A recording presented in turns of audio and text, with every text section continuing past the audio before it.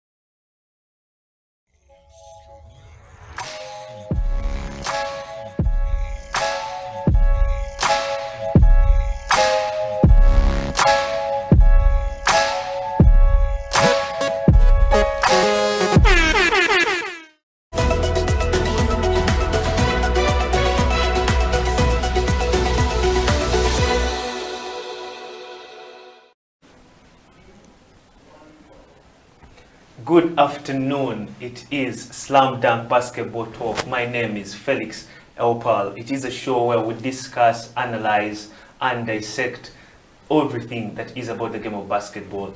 And this particular afternoon, our special guest is Darlene Murungi Tashovia. I'm also with my co-host, Emmanuel Ateng. Darlene, thank you so much for gracing us with your presence, and welcome to Slam Dunk Basketball Talk. Thank you for having me. Emma, it has been quite an enormous and also victorious week for Uganda basketball. Our under-15 team was able to win gold at the World Sports Championship down in Serbia. I think it was a good thing, because looking at all the tournaments that we'd been in, the under-16 for the girls, under-16 for the boys, then went down to Kigali to play, the Silverback seniors. And we didn't get where we wanted to, but crowning the year off with gold at the ISF games, I think that was a very good thing for the boys, and I'm glad they put us out there on the map, basically. Darlene, as the assistant captain of the Junior Gazelles, making it out of the group stages after a bad, what I would call actually a bad and terrible start, how was it? To our viewers out there, we are live on Facebook, on Twitter, on Instagram, on YouTube, and also on our website, houseoftalentug.com. Put there your comments, your remarks, your reviews, and any other comments that you may feel like we will be sharing them in the later part of the show. After the loss against Mali, we had to stay motivated, because we couldn't let that determine how the whole tournament was going to be. So right after the game in the bus, we talked about it, and the next day we had a team meeting. We looked at our stats, and with our coaches, of course, and we found the areas that needed to be improved. And when we went for practice, we improved that, and our next game was victorious. And your journey as a basketball player getting to love this game? Enlighten us and give us some of those dynamics. I'm sure Emma is itching to want to sign you to Angels basketball team, which he coaches. I already have it in my mind. He's itching to have your signature to sign you on. So to our viewers out there, just give us your journey in the game of basketball. Well, I started playing when I was 10. I went for Excel. It was a basketball academy, and I just fell in love with the game, but I stopped playing and I started playing netball, so I stopped basketball completely. Maybe camp here. You shifted from basketball to netball? Yeah. And I competed, and then I stopped and I started basketball again, which was kind of hard because the only thing I could remember to do was shoot because of the muscle memory, of course. But learning to dribble, play defense, it was a process, but it was worthwhile. Interesting here. Already on my WhatsApp, I have someone texting me, Victoria Antari. She's saying that shouts out to Darlene, product of iHoops. Yes, I've been going to iHoops for ever since Excel stopped, because it stopped having camps. I started going to iHoops. I've been to maybe 7 camps. iHoops camps? Yes. And I so also that is how you know that people are already watching. They're eager to know. I didn't know that you're actually a product of iHoops. And I actually still go sometimes if I can, if I don't have school. And yeah, it's good competition. It's fun, and I think everyone should go. It's a good experience. To the coach who coaches the ladies team, I don't know what questions he has out for you. No, when you're talking about how you switched over from basketball to netball, I've worked under your dad. He was my manager, Warriors basketball. So what was his reaction, you switching from basketball to netball? Because him being a basketballer, did he accept you? Was it more of you have to play basketball, or what was that switch like for you? Funny story is I didn't actually want to play netball. I wanted to play soccer because it was a competition we're going for. So they told us 2 years in advance, and you pick a sport and you do it, and then So I wanted to play soccer, but he said, if you have to choose between soccer and netball, netball will probably help you in basketball, so why not pick that instead of soccer? That's interesting. So he was talking about the under-16 tournament that you guys played in, obviously coming off a loss to Mali, then rallying up and going for the later stages. If you're to compare, Ugandan basketball with, let's say, basketball from Egypt, basketball from Mali, where would you rate Uganda? Compared to Mali and Egypt, I think we're not at their level yet, but I know we can be, because their preparation is very thorough, and they really do invest in the youth basketball and take their time to nurture the teams that are coming for the tournaments.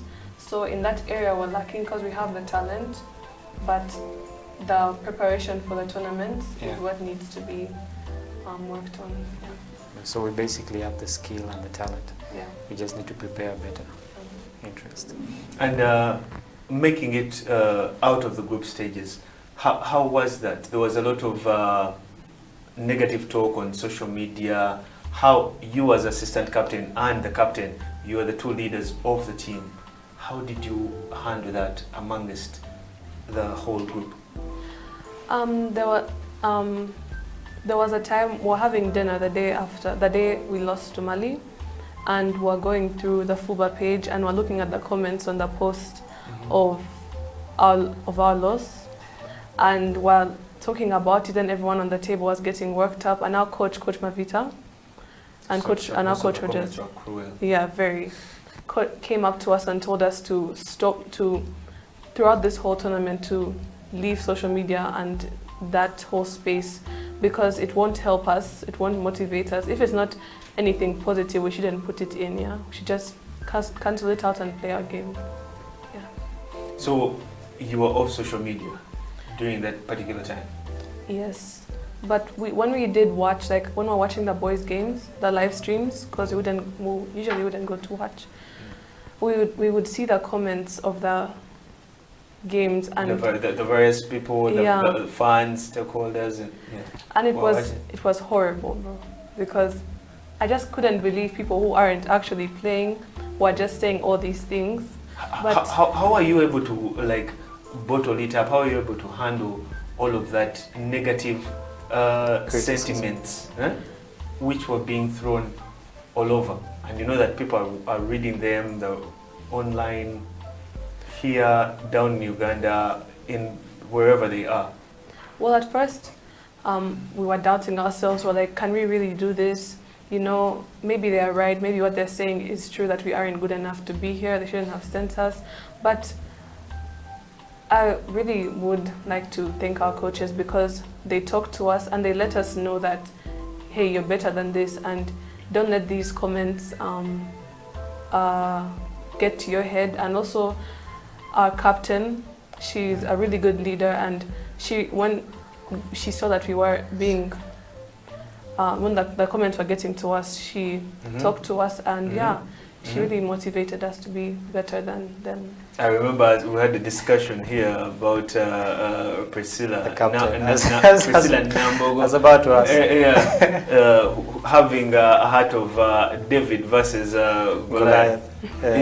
And Emma, as someone who handles a ladies team, what advice in that particular situation would you have given Darlene if you were the one handling our junior gazelles?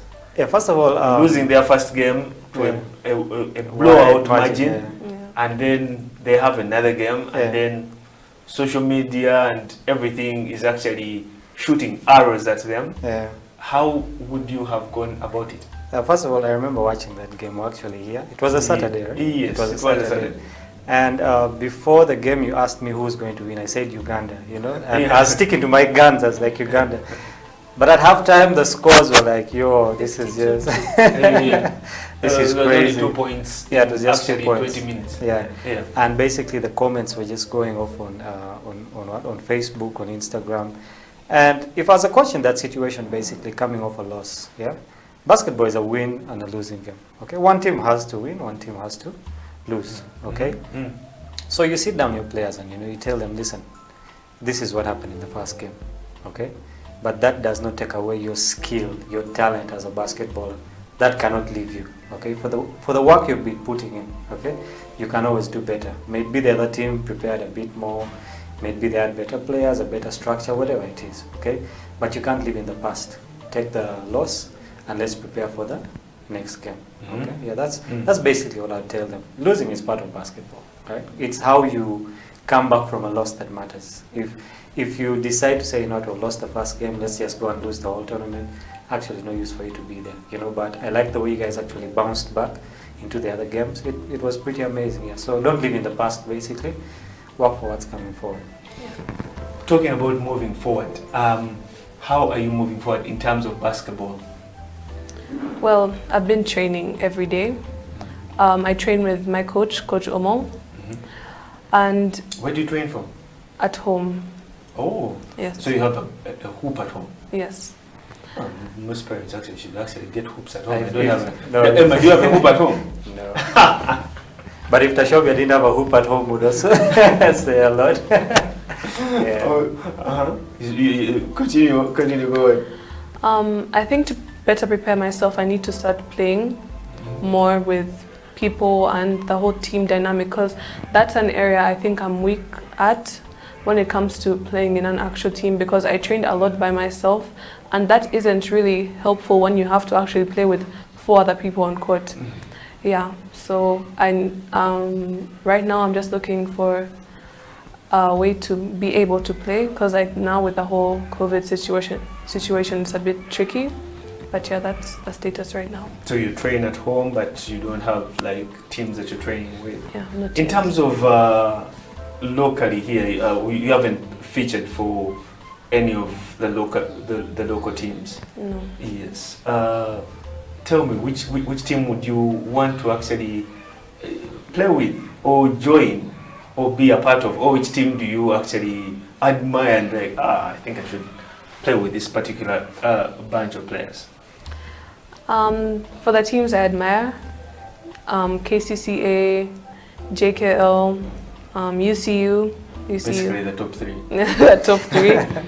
But also Nabisunsa, because a lot of our players are from... They're not doing very well. Yeah, but every time they come, they play, and even if they beat them... They put up a very good fight. Yeah, even if they beat them 2-90, they'll still come back for the next game motivated and ready to give their best, and that's very admirable. Oh, so you'd wish to play with Nabisunsa? No. But I admire their work. You admire how they play. You admire how Nabisunsa play. Yes. Okay. And which team would you wish to play with? You mentioned the top three. You mentioned JKL. You mentioned UCU Lady Cannons. You mentioned KCCA Leopards.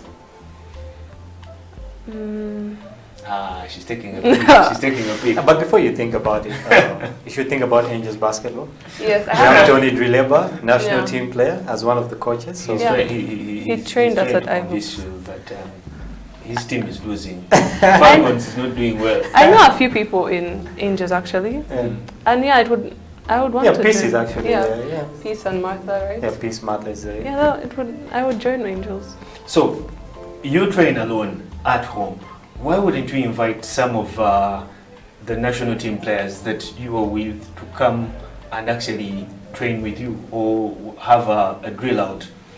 We have pickups sometimes. Okay. We come and play together. But I also live very far. I live out of town, so maybe that would be hard. Oh. Yeah, I live in Leboa, so it's a bit far. And I do have friends that live near me, so we train together sometimes.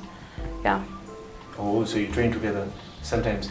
Emma, what should be done? The league is meant to be resuming. I don't know what plans Angels basketball ladies team has in place. Enlighten our viewers. Remember, we are live on Facebook, on Twitter, on YouTube, and on our on our YouTube channel. Feel free to put your remarks, your comments, your questions. Our special guest today is Darlene Murungi Tashobia, the assistant captain to the Junior Gazelles. Yeah, I think first line of business would be to sign Darlene. That would be a good thing. Think about it. Yeah, but league is supposed to resume. Angels basketball never stop practicing. We always practice. Yeah, so we have 3 sessions: Tuesday, Thursday. We have skill sessions. Then on Sundays, we have 3-on-3 tournaments, like internal tournaments, plus 5-on-5 internal tournaments. Basically, to keep the girls in playing shape, because you don't want there to be a long gap, then they tell you the league is beginning and you have to prepare in 3 weeks, that would be kind of hard. So we've kept them basically in playing condition. Yeah. So even if the league resumed tomorrow, it would be good to go, because the girls are really prepared. Just a few things here and there, get to remember the plays, get to, run a bit. But apart from that, the girls are ready to play, and if the league resumes, we're good to go. It is Slam Dunk Basketball Talk. My name is Felix Eupal. We'll be returning after this short break with your comments, your reviews, and your remarks.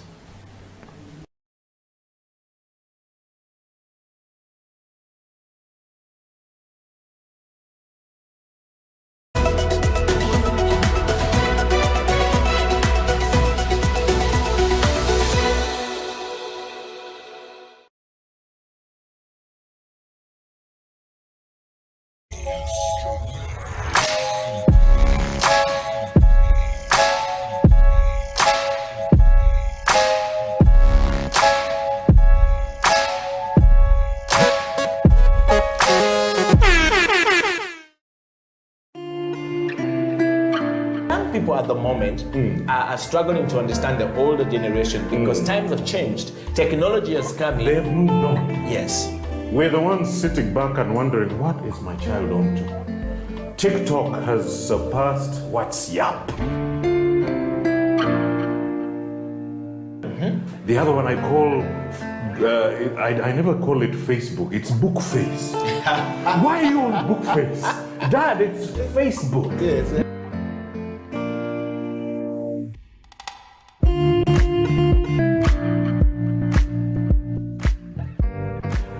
I keep saying, Yeah. I have a foot amongst the millennials. Yeah. And I understand the traditionalists. Okay. There's a song in the 60s, by the way, and in the 90s, 70s, where they're like, parents don't understand. Yes. Remember Prince? Yes. Prince.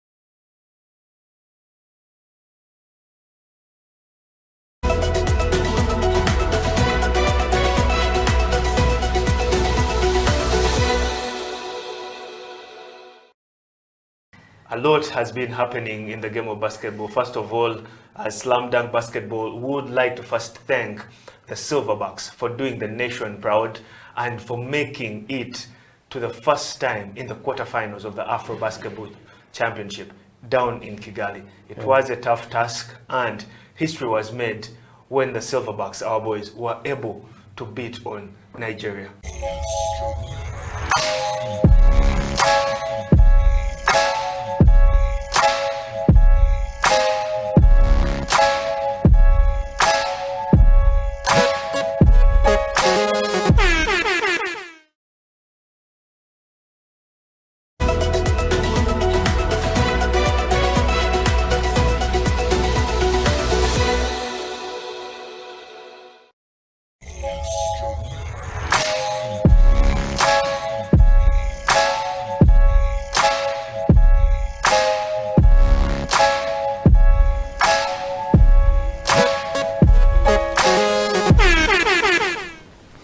Welcome back to the second part of Slam Dunk Basketball Talk. My name is Felix Eupal. Our special guest today is Darlene Murungi Tashobia, the assistant captain of the Junior Gazelles, and I am also with my co-host Emmanuel Ateng.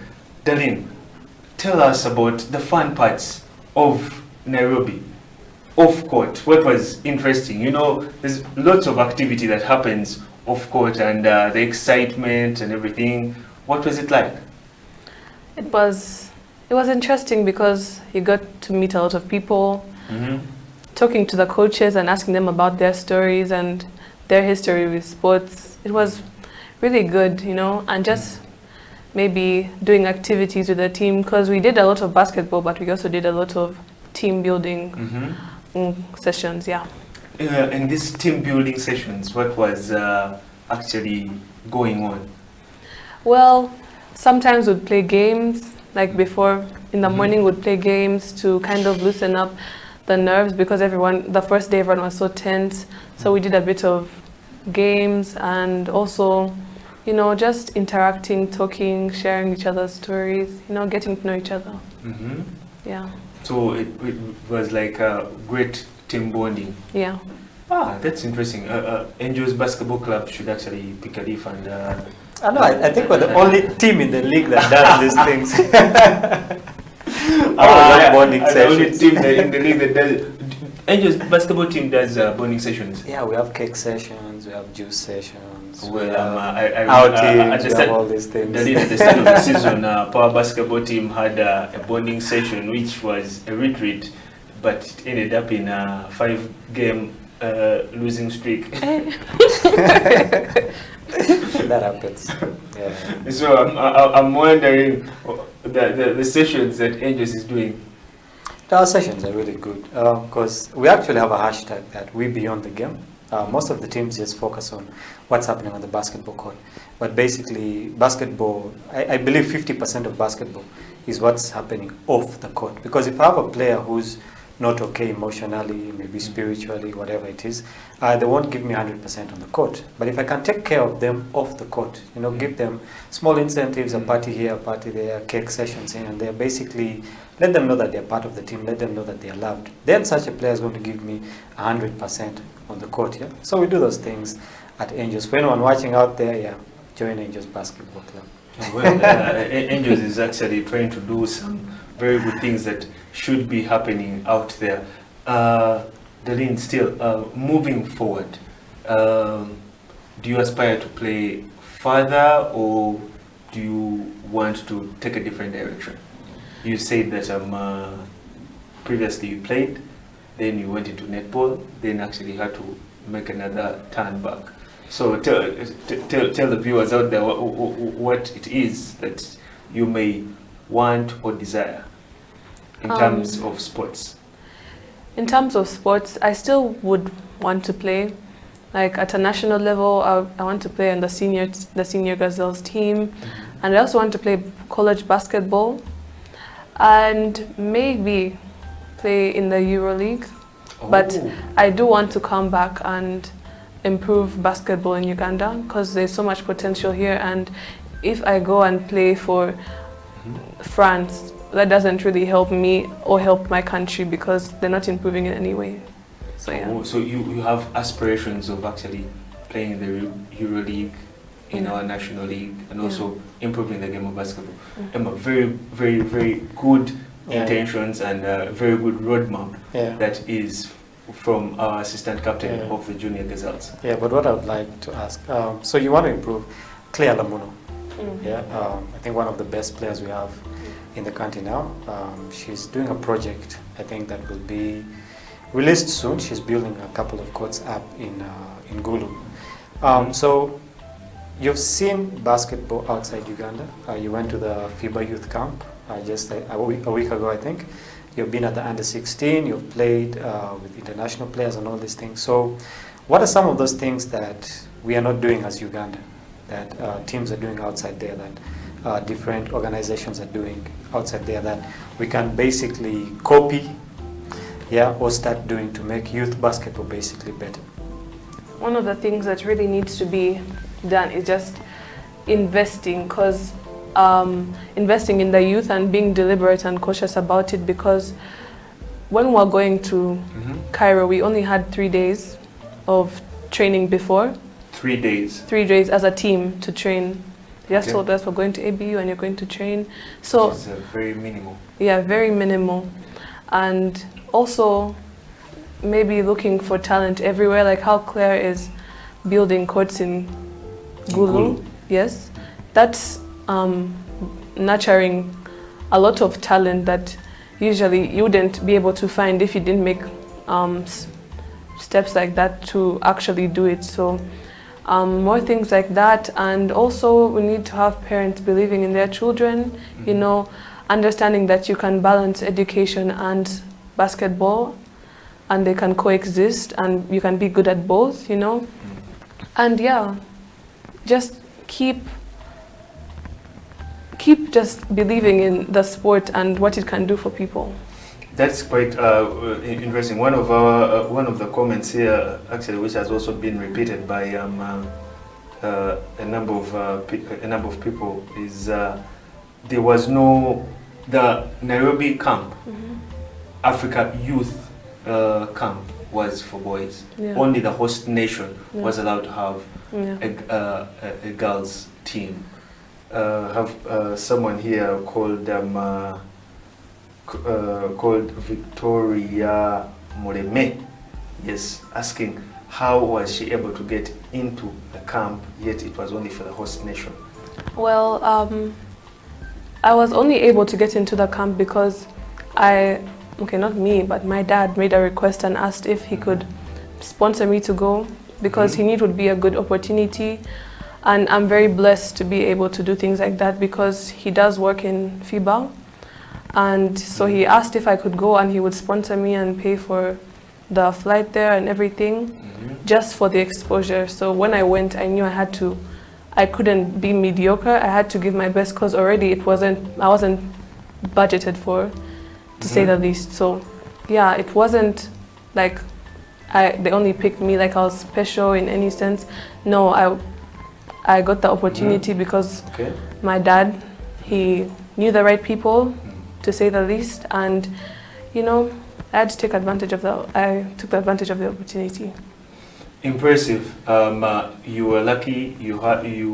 There was an opportunity. There was also the chance. There were also the resources, and most importantly, when you went down there, you actually displayed your best. You gave it your all, and you were able to make the top 5. Yes. Emma, what does that say about the other talent, the other girls out there who might not have that exact opportunity, chance, or resource? The thing I know about basketball, there's a saying that preparation, when you prepare, okay, equals opportunity. So when opportunity comes and finds you prepared, it clicks, okay? She's been practicing basketball since she was 10, played on the under 16. So it's not a surprise that she actually went for that camp. Even if your dad knew a few people here and there, but still your skill took you there, your talent took you there. And for the girls out there, I know it's a very hard thing for girls to basically prepare by themselves, to work out by themselves. It takes a very high level of discipline. They always need people running behind them, pushing them here and there. And when opportunity comes and they're not ready, you can't make it anywhere. Yeah. So for the girls out there, push yourselves. I know there's a lot of boys right now on the basketball court. The Matthew Kisaches, the under 6. These guys are always practicing. Yeah. And you can see the Wake up fruits in the of morning, and the only thing is basketball. Yeah. And you can see the fruits of their labor, winning gold at the ISF. So for the girls out there, don't wait to be pushed. Don't wait for a coach to tell you to get onto the basketball court. Prepare, because you never know what opportunity is coming. These days, you know, the NBA has a lot of camps that are coming up. I believe that the FIBA Youth Camp is going to be a yearly thing. So next year might be another girl's opportunity. All right. But if she's not ready for it, then that's another issue. So yeah, the girls should prepare, get ready for what's coming. And I think now they actually have time, because most of the girls are not in school with this whole lockdown and corona situation. So they should use this time to better improve themselves, you know, as basketballers. Yeah. The images that you've been seeing there are of Darlene Murungi Tashobia in action, which are actually on the screen at the moment as I speak. And for the viewers out there on Facebook, on Twitter, on YouTube, and on our website, houseoftalentug.com, the FIBA Africa Camp that just was concluded in Nairobi is the inaugural session. It is the first of its kind, and it is going to be continuing, and it's also continuing in other countries. It is in actually Senegal, and later in next year, NBA is going to be coming on board for that camp. This was what you'd call the litmus test of it, to see how it is going to happen. Unfortunately, our boys were not able to make it to the final cut, but we have one of our very own assistant captain of the Junior Gazelles who made it to that particular camp. So that is how the dynamics of that work. And for the World Sports Championship, it is a championship that has been ongoing, and the requests are sent to FUBA to actually select players who should be going down, who they believe have the right athleticism, the right skills to actually make part of it. However, Emma, the ironic bit about this is that the federation was actually sitting duck in all this. The federation did not do anything. And it is the parents and other well-wishers of the selected players who actually came up to ensure that the trip happens to Serbia and back. The boys will be returning, for our viewers, next week. They will be returning on Monday. Now, what does that say of a federation and of our FUBA president, Mr. Nasser Njoji, whose speech and chorus has been grassroots development of the game of basketball? Well, I think we should say that most of the money was used for the Silverbacks down in Kigali. The money lender is still owing us. Yeah, but I mean, we've reached a point in basketball where if the federation can't help you, someone else has to. And, I'm thankful to parents, like Mr. Tashobia and the other parents who, took a step forward to sponsor these kids to go, and live their dreams, basically achieve their dreams. Because, if you keep working out and then, there's nothing to show for it, it's a hard thing. You can lose motivation. But if there are parents that are stepping in to sponsor these kids and, take them out to different places, have them explore their talent, it's a good thing. As for FUBA, FUBA always has financial problems. Yeah, it has always been the case. You can see the images right there on your screen. For the NBA youth camp. Yes, and you can see our champions there who are returning next week. They won gold in Serbia World School Sports Championship 3-on-3. Yeah, Coach Jonathan Egau. We will be hosting them very soon here at Slam Dunk Basketball. The entire crew will be down here. That is the team when they were down in Nairobi. You can see them with Coach Ronnie Muteri and Coach Mitz. Yeah.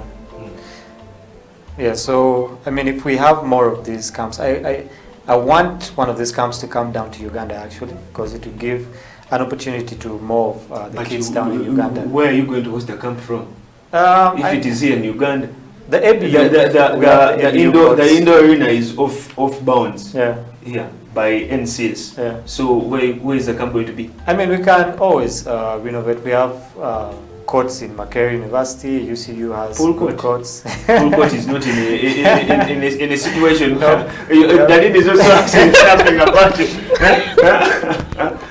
Is pool court in shape of actually being able to host anything concerning a camp or an international engagement? As far as Allah says it all.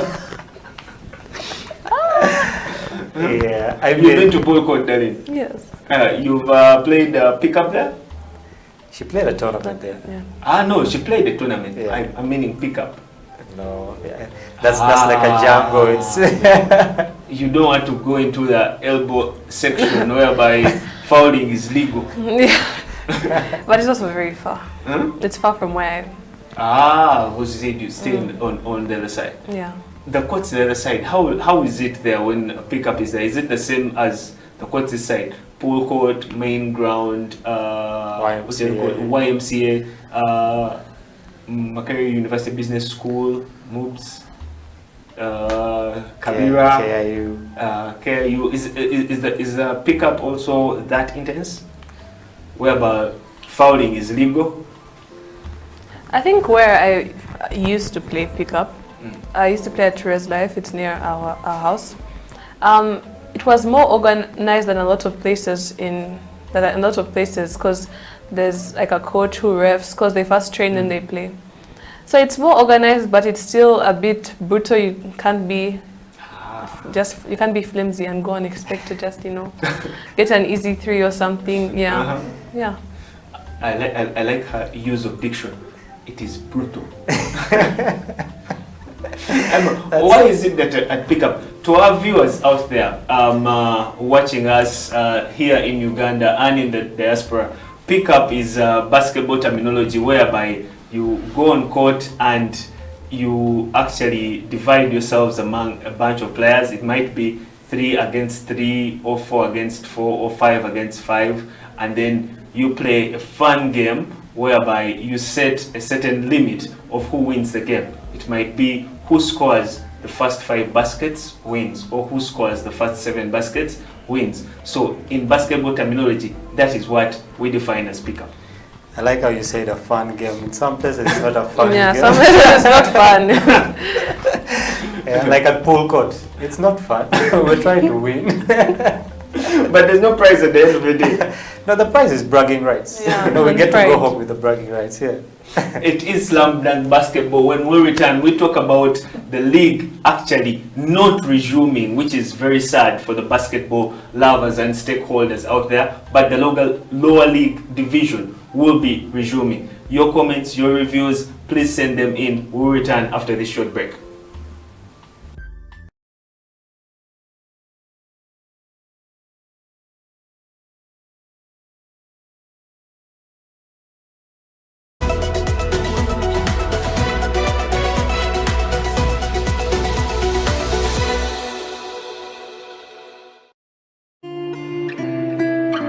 young people at the moment are struggling to understand the older generation because times have changed. Technology has come in. They have moved on. Yes. We're the ones sitting back and wondering, what is my child on to? TikTok has surpassed WhatsApp. The other one I call, I never call it Facebook, it's book face. Why are you on book face? Dad, it's Facebook. Yes.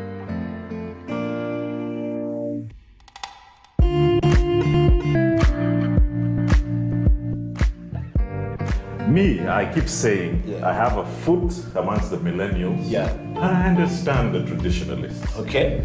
There's a song in the 60s, by the way, and in the 90s, 70s, where they're like, parents don't understand. Yes. Remember Prince? Yes.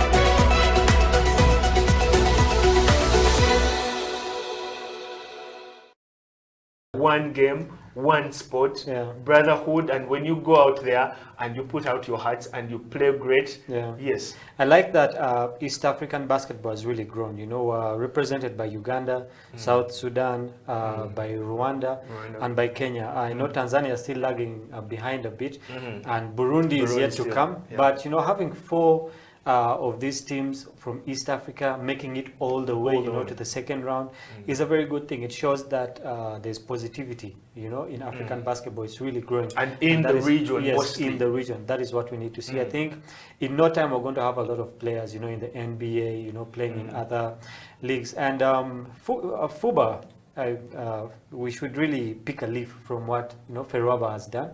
And like you said, let's break it down, rebuild it. In my view, it's not about just taking out the carpet so that you can sweep the dust there. We shouldn't actually pick a leaf from Ferwaba. We should pick a tree. We should take the entire tree with its roots. Yes.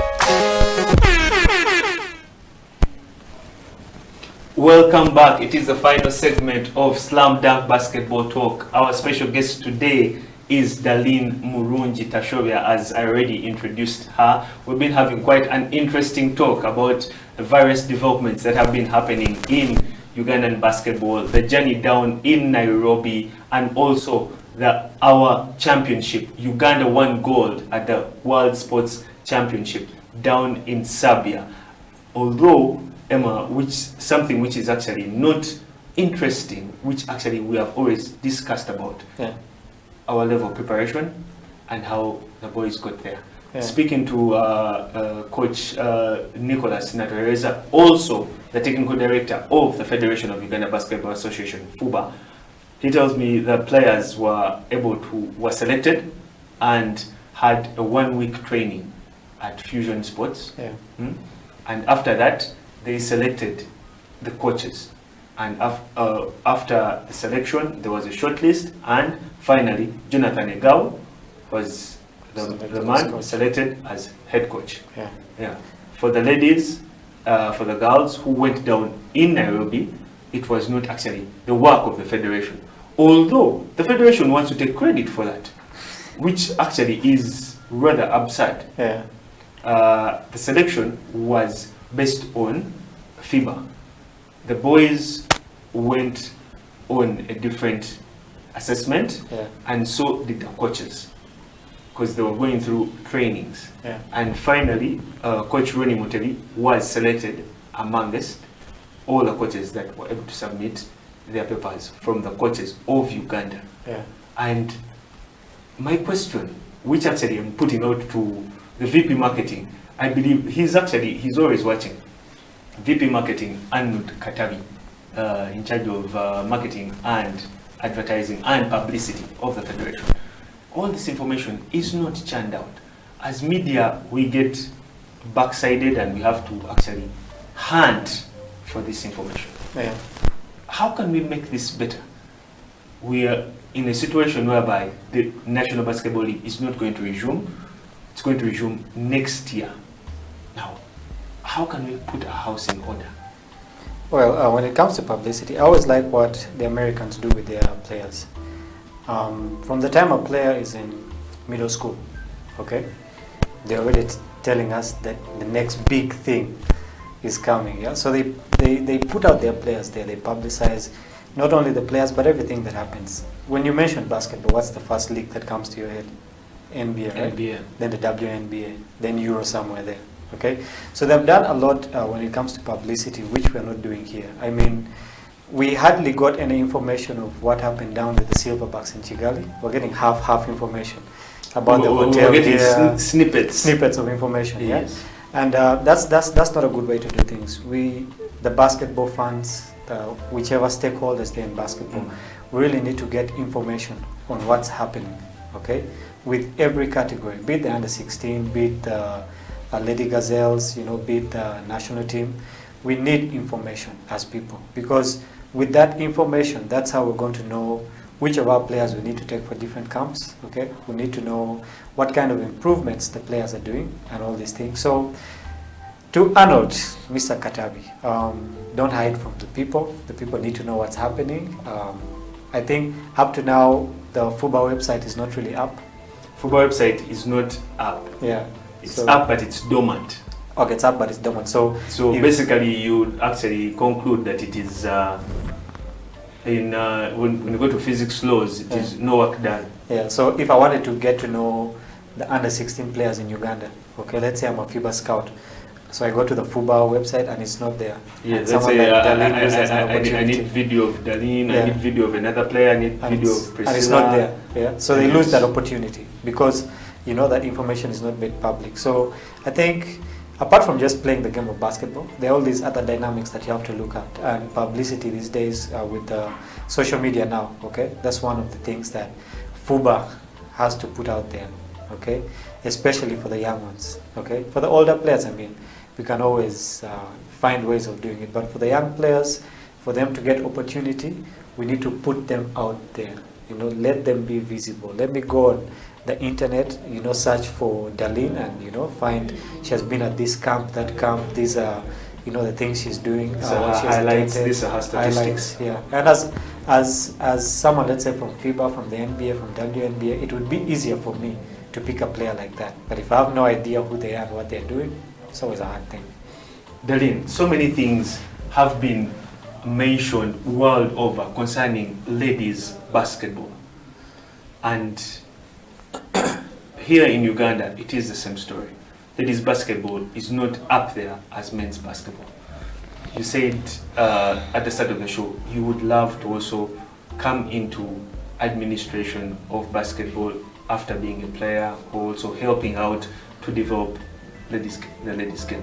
What do you think should be done in your view? I think there should be there needs to be more leadership where ladies are actively appreciated, because if you think of FUBA and who the people that who work in it and who are the heads and like the faces of FUBA, you don't typically think of a woman. You don't know, there's no, maybe there is, but not known as much as maybe she should be. We have a FIBA woman commissioner, Joy Oringa. Yes. But we need more names like that. We need a FIBA woman commissioner. Yes, we met her in Cairo. Yeah. She's a great person. And we need more people like that, more people with influence being in power, because the more people do that, the more the younger generation gets inspired and actually believes they can. Because if you only see men in power, and then you become accustomed to it, and you're like, that position only men can get into it, or it's not attainable for me because I'm a woman. And also we need to have more belief in ourselves and our skill, and also not believe the norm that that our gender can't, because we're women, we can't be able to do certain things, Yeah. Oh, so that needs to be done. Interesting things here. I have someone here by Seka Jaroni asking, what was the most annoying thing about the tournament? My sister was on that team. Which, oh. I think that would be the under 16. So, well, their views from the viewers' remarks. What was the most annoying thing? Apart from the loss, to leave the loss alone and everything. That's a tough question. It's really a tough question.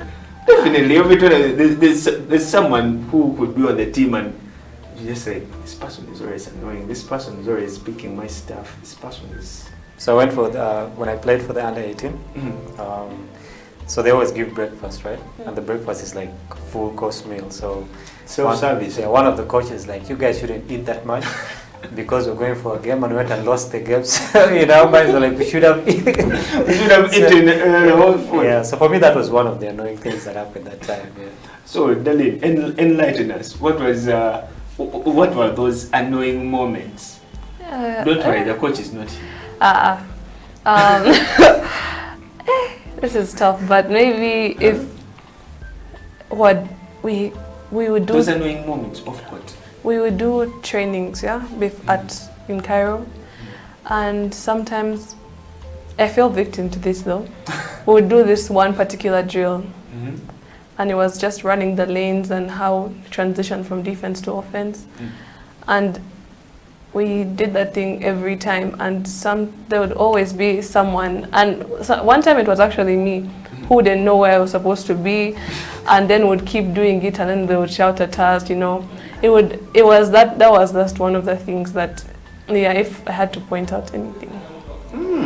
And back when you went back to the hotel, who is that player that just kept the entire group happy? So is that player who is like the comical person in the entire group? Must be Priscilla.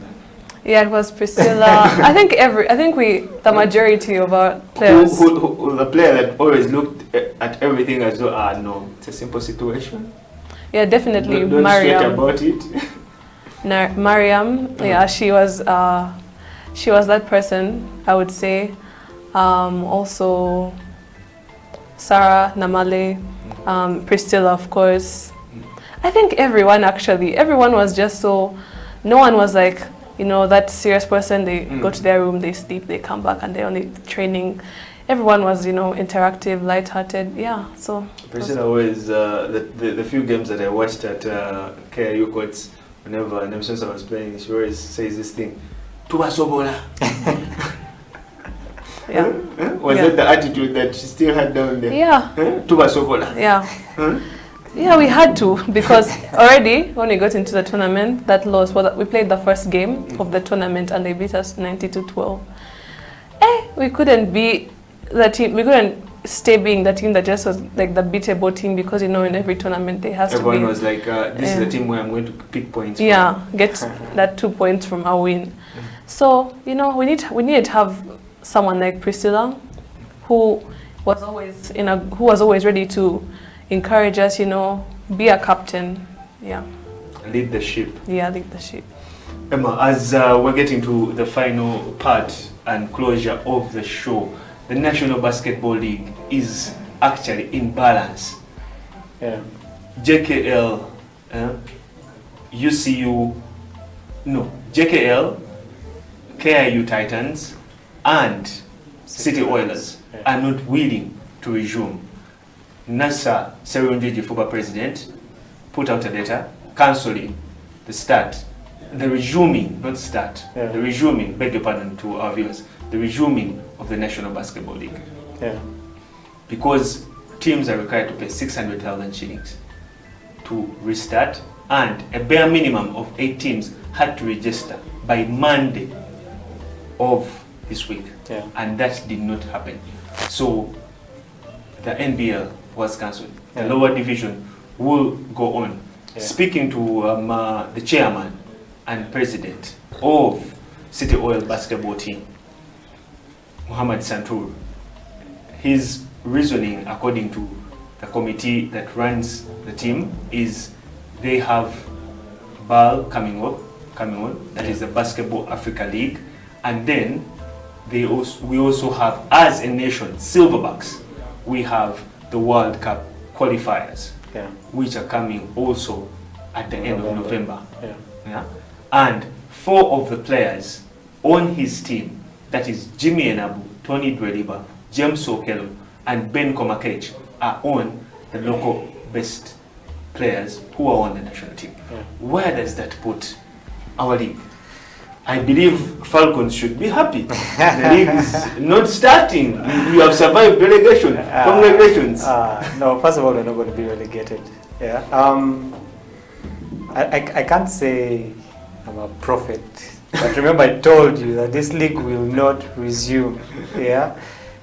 Citing first of all the 600K the guys had to pay, then the tests for COVID, then paying your players, and some people. The 600,000 was meant to cater for the tests according to FUBA. If a team paid the 600,000 shillings, FUBA will do the testing for the teams. But that would be every before a game. That is what was in writing. But we both know that wouldn't happen. So it was a tricky situation for certain teams. So the league not resuming, we could say it's been almost 2 years that we've had a very shaky league, and other nations have moved on. Rwanda moved on, Kenya moved on. People are actually playing with the whole situation of COVID and lockdown. And to know that Uganda is not really that engaged in basketball is kind of terrifying, because what happens to the younger players who are supposed to come up, and play in the league? We also have young players now. The Nabisunsa team are in the top league. So what happens to them? They're not playing anymore. What happens to those other young players who are just joined the bigger teams? And it's also very frustrating for the other teams, because other teams are ready to play. Coach Nicholas Natoreza was telling me they are ready to play, even if they tell them the game is tomorrow. He told me, my boys have been training, my girls have been training, we have been training down at campus, we are good to go, as long as the federation says fixtures out. But the fixture is already out. Why would they have to make another fixture? Those are the questions whereby you, Nasa Serunjoji, Hudson Sega Moinge, the General Secretary, and Arnold Katabi need to put their house in order. The fixture was already out. Teams know which games they are supposed to play. Why do you still have to reshuffle them? Okay, this is what I think should happen. We have 7 teams that are confirmed to play for the men, and the ladies, I'm not sure how many. So why not just hold the tournament?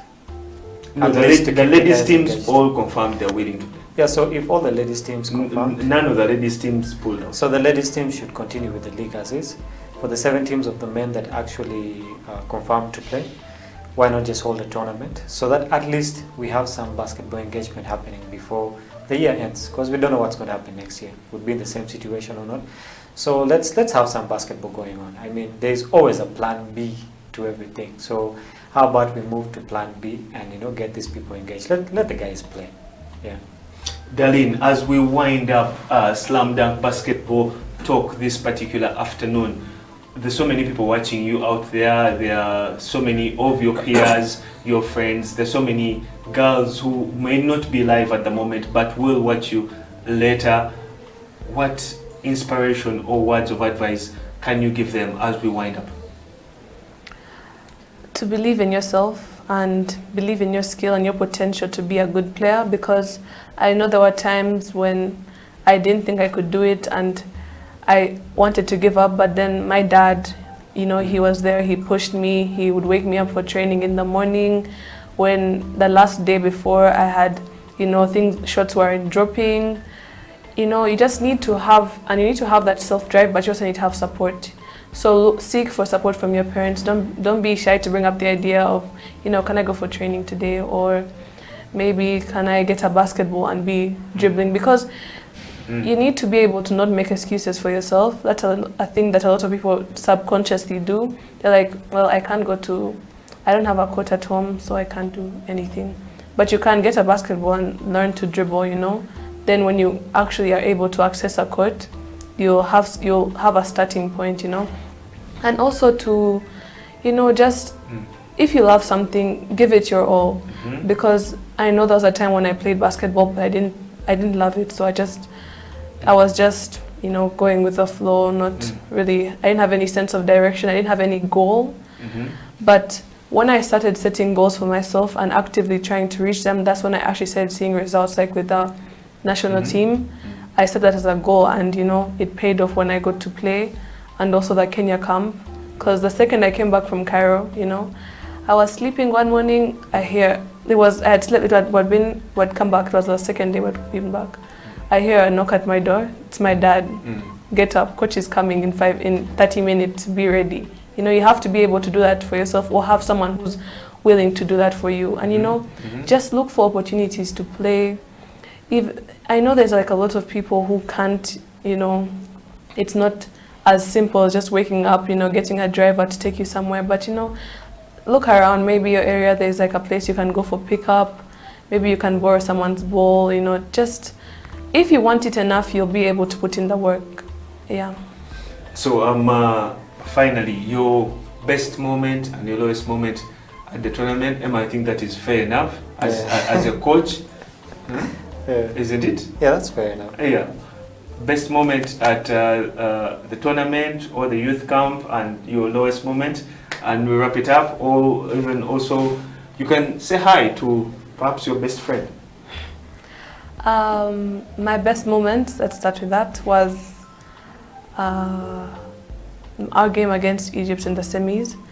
I was a top scorer that game, and that was the first game where I felt like I actually showed. You hustle played. Yeah, where I actually showed my skill. Because the other games, it was like I was there, but you know, I was just like another player, and it was like my time to shine, I guess, in that game. Even though we lost, but you know I played well. My lowest moment was probably our first game against Mali, because psychologically that took a toll. Like losing 92-12 it does something to you, you know. And also our loss against Algeria in the semis, because when we wanted third place and then we just lost by 2 points, and the game before we'd also lost by 2 points, and you know, you just keep thinking about the shot you didn't make in the game. What difference it could have. If that had dropped, it would have been a different story. Yeah, and I don't think I gave my best in that game. I didn't rise to the challenge when it came to understanding how serious it was to get that position for our country and for me as an individual and as a team. So that was definitely my lowest. Yeah. Emma, your last word as we wrap this up. I'd just like to talk, she was talking about the parents. We have parents out there who, you know, parents have this thing of, you know, you can't balance books and basketball. Yeah, but I think it's something that can be balanced. She's doing it, I've done it before. And so to the parents out there, encourage your kids. It might not even be basketball, you know, it could be any sport, anything your kid loves. Don't take it away from them. They can balance that with the books that they're doing. So encourage the kids, push them, because like the Bible says, you'll never know what will work out for you. The basketball might work out, the books might not, okay? Both might work out. So for the parents out there, push the kids, let them get to a place where, you know, they're the best of what they can be. Yeah. My name is Felix Eupal. It has been Slam Dunk Basketball. To the basketball lovers out there, unfortunately, the National Basketball League at the moment is not going to be ongoing or restarting because the teams were not able to make quorum. Our special guest this particular afternoon has been Darlene Murungi Tashobia and my co-host Emmanuel Ateng. Thank you so much. Catch you next time.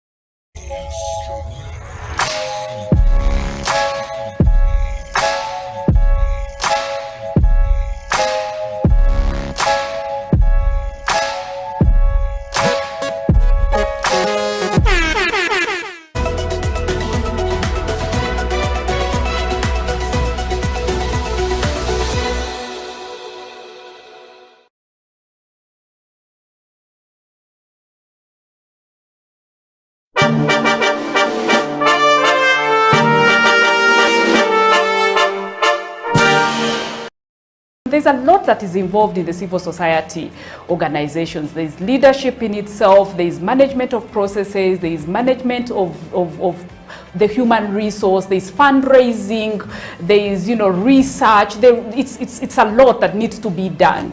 And many times there is a feeling that is too much for a woman because she has other traditional roles that she needs to do as at home. Yeah. So many times as people are looking for leaders in civil society organizations, the priority is usually given to men because of our society that feels that men have the time, men have the capacity, men have the ability to lead, to take this organization to greater heights.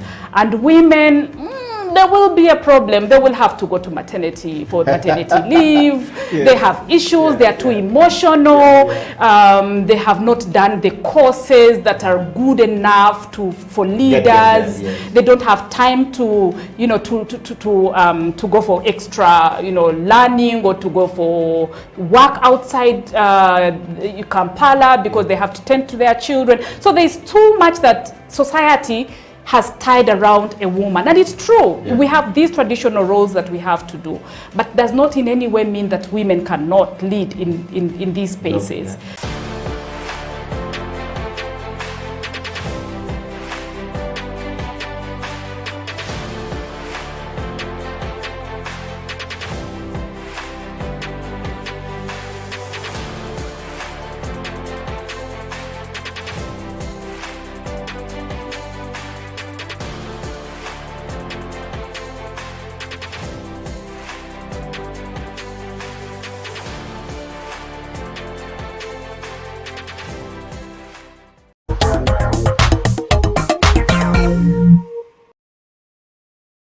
The pack.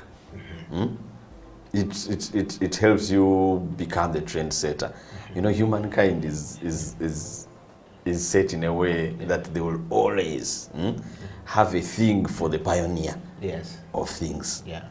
So we see it if you think about these big corporations we see in Uganda and how they advertise and the different promotions they bring. You will somehow the target market will always have the pioneer front of mind. So for me, creativity, that is how important it is, because you will get the masters, you'll be an A-lister on the papers.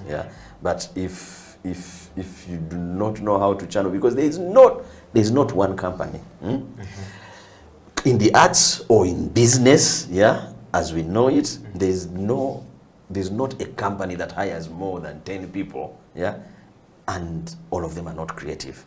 There is always creativity in a company.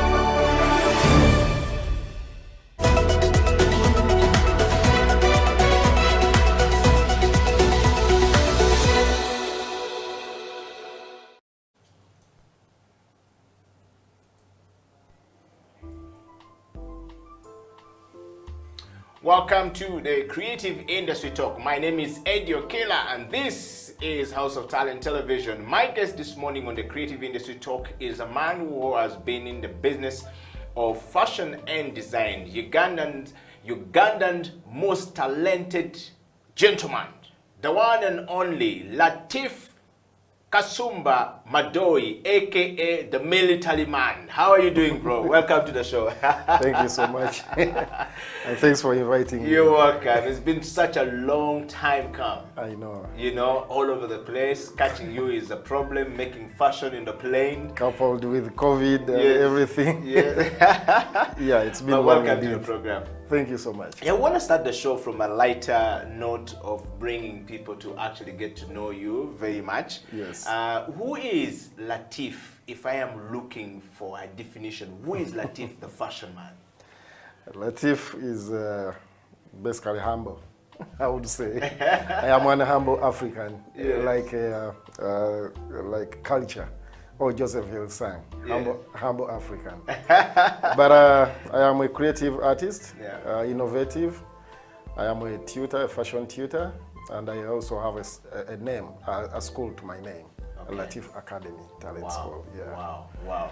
So And, Latif, go on. It's quite a lot, you know. You can say I'm an all-round artist, Okay. but I am the jet speed designer.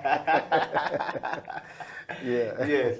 Now coming to Latif, we want to know Latif as the, growing up Yeah. in Kampala, growing up in Uganda. Yeah. If you will take us just a little bit about your life growing up as a child, how was it? Did you ever see yourself becoming an artist? What was growing up like?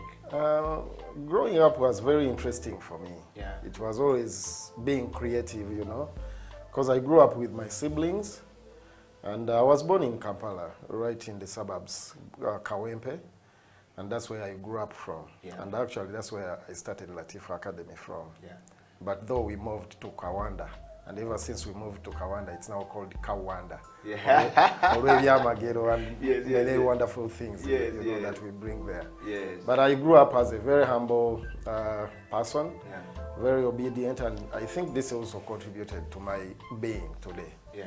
Because what I can recall, they used to send me a lot, send me there to the shows and everywhere.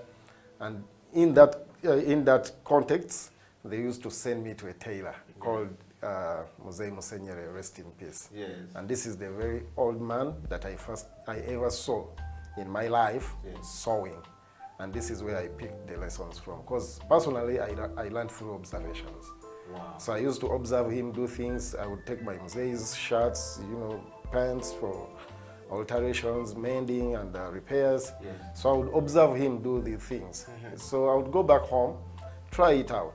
And this is how it all started. But again, I recall my Jaja, rest in peace, Jaja Nora. Yeah. She used to come during holidays Yes. home.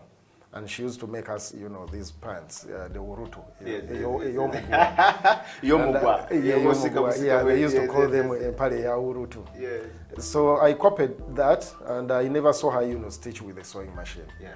And it was very challenging to me, and I was like, wow. She used to make gomesi tops. Yeah. So every time Mom made a gomesi for herself, the remaining fabric, she would give it to Jaja. So Jaja would make herself a gomesi top. Yes. Then she would wrap it with a chikoi down. Yes. So every time you look at her, she's wearing a new top, a new gomesi. Yes. You think it's a full gomesi. Yes.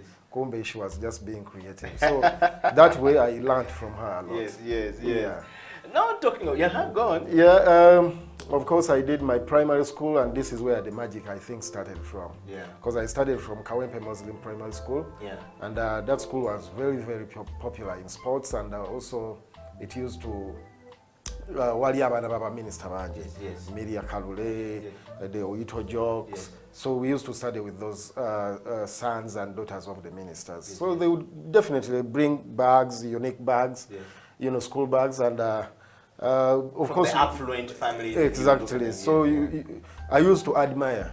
I used to admire good things. So this is how I started, copying. I wanted also to carry a bag like that. So there were these new backpacks that came on market, and everybody was carrying them. Students from the well-off families. Yeah. they used to carry those backpacks, and you know, they were really nice. And to me, they looked like umbrella materials, because they also came in polyester and also those colors like umbrellas. So on my way back home one time, I picked an umbrella, and I went back and tried out, you know, made a backpack for my books. Oh man, that was different. I think that was the start of everything. How old were you by the way? Of course, primary, as you know, maybe around 9 years old, 10, years 15, old. 10, 12, Yes. Okay. So I left Kawempe Muslim Primary School, then I joined Masaba Senior Secondary School. Ngera boliulira senior school, you know, so we have a senior. So it's in Imbale, and I studied by O-level in Masaba Secondary, and it was a boys' school, you know, and we used to have these tournaments.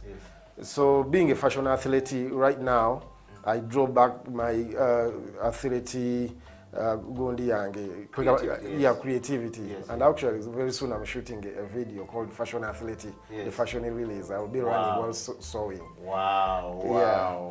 So Masawa Secondary, I met a headmaster. He's also gone, rest in peace, Mr. Apollo Namisi. But he actually supported me a lot. At first, he never understood my motive, that this guy was just being creative. I was just trying to exercise my creativity. You know, when the creativity is too much in the head, if you don't allow it, if you don't expose it, it might even kill you. Zerumuna rose and maybe I'm going to die of creativity. This is when I started doing a school, and I was like, if I die with all this art, how will the people know that this was within me, you know? So I decided to open up a school after my senior 6. So I did my senior 4 and went to Naumali High School for my HSC. Naumali High School was a mixed school. You're from a boys' school, now you're in a girls' school. These guys, when they are going for preps, they have to suit themselves, they have to comb. Joking as a very boys' school. It's all ragamuffin. You from the field after classes, you go to the field. You're wearing your shoes from the field, you still go to the class, you know. Normally it was totally different. So it also helped me, you know. I had just said, you know, having that experience interacting with the girls, and actually the girls really supported me normally. And I was expelled because of my girl company. Because they used to come to me, make them, you know, craft work like rings, small craft pieces. So they would spot me in company of many girls. Every time after class, I was in company of girls. So they expelled me. That was one of the reasons why they expelled me from Normally. Yeah, but unfortunately they expelled me after designing their jerseys. But but I promised myself to go back and buy that school and make it an art university. An art university school, but because I couldn't wait, I started doing a demonstration school, which is LA Fashions and Skills Development School. It's a demonstration school. It's my vision, what I'm thinking of doing in future. Well, we're talking to Latif right there. Is the Ugandan fashion designer. As you've heard the story from Latif, is a man coming from a very humble background out of Kampala, springing out to the world. Like we always say, bad man from Kamocha, good man from Kamocha, good woman from Kamocha. You've heard us talk to Dr. Jean-Paul Olo, who came from Kamocha. And of course, you are having Okila there coming from the suburbs of, of Kamocha and in Zambia, and all these guys are now doing great stuff. Latif is on the show, and we want to welcome everyone from all across the world who are watching the show. If you're joining Creative Industry Talk, here is a place where we discuss the things that we need to talk about as far as creativity is concerned. You've heard from Latif, if creativity is too much and you stifle it, it will kill that person. And if the creativity kills the person, that person has died with so much that could have changed the world. Latif today is making a lot of things. Let's look at the logo of the demonstration school from, Latif, and let's see how it looks like. Can we put it up, the logo from there? And Latif, yes, sir. Thank you very much for bringing this thing, because there's no space for people to go and demonstrate. That's that logo right there. Can we talk about that? Can you keep that up for a bit and we talk about it? So what does L stand for? LA is not Los Angeles. LA is Latif Academy. Latif Academy Fashions and Skills Development School. And our motto is basically share the talent. Wow. As you can see, part Personally, I'm a fashion designer. Yes. And I'm actually sharing skills with musicians. As Yes. you can see, there are drums over there. Yes. And also other creative arts. Yes. Yes. Wow, so you actually designed this. So what Yeah, I was the actually creativity designed this. behind this logo, if you would explain to us? Because sometimes we Yeah. see the logos and we don't look at the thing that the artist was Exactly. doing Yeah. to get to that point. What was going into your mind when you're designing the logo of this school? First of all, let's talk about the colors. It has green, yellow, red, which are basically, to me, are freedom colors. Yes. And to me, that is the order of life. Because life basically starts fresh. Okay. When you're just born, you're all fresh like a green plant. Yes. And that's the green for you. Yes. And when you grow up, you start shining. Yes. Like at this time, we are shining. Yes, yes. President Yoweri Museveni is shining. Yes. Bobby Wine is Shining, shining. yes. Okila is shining. I am shining. Yes. And you right there watching us, you're also shining. Yes. This is the time when you're shining, and that is yellow for you. Wow. So the red is when you shine, Yeah. you start, living in danger. Yeah. Many people look at you, maybe they don't want you. Yeah. You start getting into danger because once you shine, your time is wrapping up. Yes, You're yes. getting into Yes, danger, you know, and that's how you end life. To me, it's the order of life. Wow. And being also freedom colors because we express our free minds. Yes.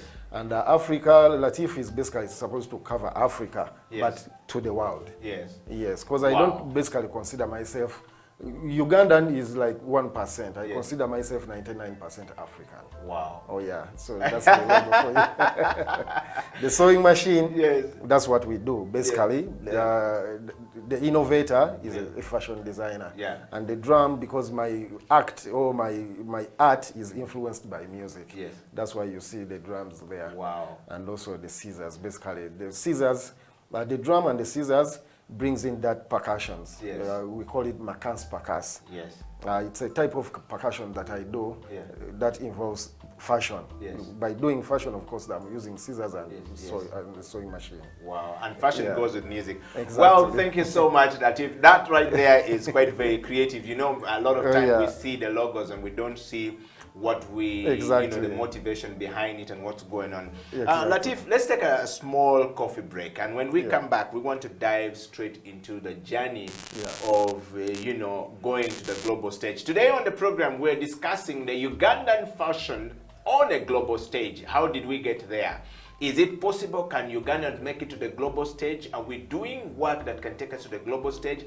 I mean, Latif right here is already doing something great and is going, way far and beyond and wide across the world. We've seen him design things on the plane. We've seen people make comments. We've seen the, newspapers all across the world or publications across the world write about Latif, the boy from Kampala, the suburb of Kampala. I think he's about to be named as the dangerous man from Uganda. Fashion-wise. We'll be right back after the break. This is the Creative Industry Talk.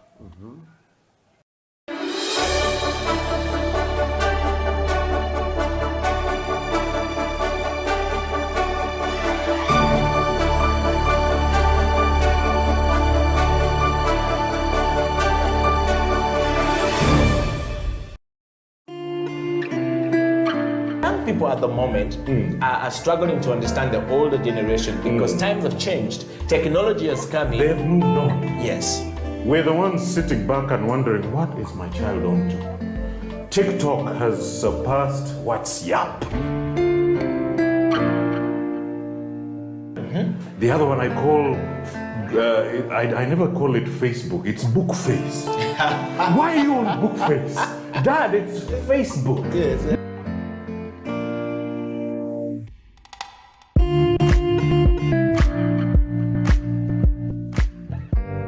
Me, I keep saying, I have a foot amongst the millennials. Yeah. And I understand the traditionalists. Okay. There's a song in the 60s, by the way, and in the 90s, 70s, where they're like, parents don't understand. Yes. Remember Prince? Yes. Prince.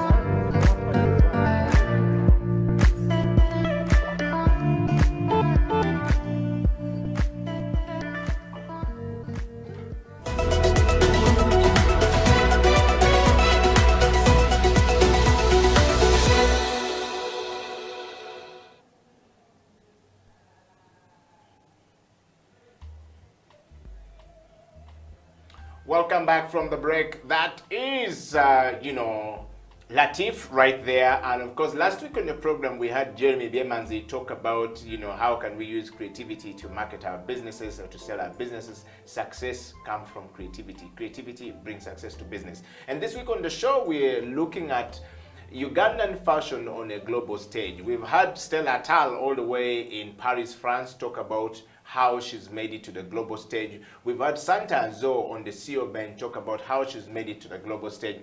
And today, particularly on this program, we have Latif Kasumba Madoi, who is a Ugandan fashion designer as well as a Ugandan fashion entrepreneur, who has also started the school to teach young people on how to be great fashion designers, to improve our fashion industry. Latif, welcome back to the program. Thank you. I want to take us straight to you know, knowing Latif now more. You've started this going forward, the journey you've talked to us about, how you've started and everything. But Latif, where do you draw your motivation from when you are doing your work? Wow, that's quite amazing. And as for me, when I'm working, I draw most of my motivations from nice lyrics of reggae music, basically music. Once it's good music with conscious lyrics, that motivates me. But again, the nature itself, because I come from the Pearl of Africa. It's a beautiful country with beautiful nature. To me, it really inspires me and motivates me. And actually, in one of my tags on my clothing, especially on my jeans, you see those lines that appear on the back pockets of the jeans. When I was doing my internship in Paris, I happened to go to a fashion museum where I read a few books, you know, about fashion designers and their names and about their creations and things like that. There are signs on jeans like the Wrangler, the Lee jeans. All those jeans have signs on the pockets. And before I went to Paris, I was doing that already because I was drawing my inspiration. I used to love geography. And the Ugandan, East African geography was really very interesting to me. You know, knowing that I come from the Great Lakes, East African Rift Valley, that's why you see those lines on my jeans. I brought two theories because they are just theories about the creation of the Great East African Rift Valley. So I put those. So it's the nature and the music that really inspires me and motivates me. Wow. Well, talking of that, Latif, a lot of our designers don't usually have this deep thought of things, but you seems to come from a very deep thought of, you know, pocket of thinking. Where you consciously looking into these things and producing this kind of work. I mean, who inspired you to get to this kind of thinking? Once something has to have a meaning to me, you know, to use it, because I don't want to bring out something that really doesn't impact a positive change to society. I want people to see my design and relate, because you know, fashion is communication. Fashion is media. The way you dress communicates, and to me, fashion is media. So I want to use that platform of fashion where I belong, you know, to communicate. If I have a good message, I want to put it across. If I have news, if I have surprises, just like my name, Latif means latest in fashion. It's me who brings you always new things. I didn't even know that. But actually, my full names go as Sir Leaf, Sir Leaf Latif. Sir means senior intelligent Rasta. You got to be very intelligent, you know. Senior intelligent Rasta. Exactly. Go on, His uniqueness, because I love being unique, and this is what really motivated me. Basically, I wanted to be unique, and I believe that everybody has an element of uniqueness in themselves. Buli muntu singa yezuula, everybody would be eating off their being. Their natural being, you know, okubeera nga bwoli kikusobozesa okubeera nti buli muntu bw'anaaba ayagala exactly what you are, kyoli is not going to come to me, is not going to come to the other, is going to come to you because you have the most unique thing in you. And so you're saying that that's where your motivation comes from. Exactly. I want to take you back a little bit to when you said when you were young. you know, when we're young, parents always control the way we think. Parents Yes. control the way we do things. Yeah. And parents are always saying, no, you need to focus and become an engineer or become a doctor. Oh, yes. Or we want you to become a, An a engineer pilot, or pilot. There's nothing, A fashion, lawyer. yes, a lawyer. Yeah. Fashion was never looked at as a thing of even, people to earn life from and to Yes. live. And I recently looked at a post, I don't know if you've seen it, it's coming from the South African comedian Trevor Noah. He says, the house behind me, grandma, this is not a house built by a doctor. This is not, it does not belong for a doctor. Oh, it does not belong for a lawyer. I saw somebody I'm a posting. comedian. Yes, Yes. This house is built by a comedian. Yes. I make people jokes. And it was sending a message out. When we take you back, how would you advise parents to deal with children? You said your father used to send you, and how did your father react to you changing, not becoming a doctor, not becoming an engineer? Unfortunately, I lost my dad during my. They actually picked me from school on the day we got holidays when I just lost him. So how long ago was this? That was in 95. 95. Yeah, I was in Navamali High School. So, unfortunately, he saw me being creative, and he never minded about me. I think he saw something, and he was like, I think I need to let this guy do his thing. Express himself, but for mom, she really supported me, because I used to do craft work, kubumba. Yes. How do you call that? Kubumba ni bomba. Yes, fixing things. Molding, masks and stuff like that. But so she used to be like, okay, she used to love football, because recently I just lost my mom to the struggle. She got an attack after knowing that Bobby Wine's clique was in jail, and she was very, she thought I was the next person, because after knowing that I'm Bobby Wine's friend, she was in that kind of panic, and every time she would call me in the night, basically to find out whether I'm fine. So unfortunately, we lost her due to heart attack. Yes. Yeah. So rest in peace, ma'am. Yes. So mom supported me. She used to even support me, like give me some little money for pocket money to make her some stuff. She used to love football. Yes. She was a Jogo supporter. My friend Sean Mubiro should be able to come and give you a presence for her. He must be knowing her. Jajavira, she used to have a restaurant in Nakasero back then. Yes. So she used to support me, those craft pieces, about Villa Jogo, about her Omuziro, Orugave, Mumba, Orugave. So she was very supportive. And when I grew up, when I started making clothes, I actually started making her clothes, which opportunity I didn't get, to design, to dress my dad. Yes.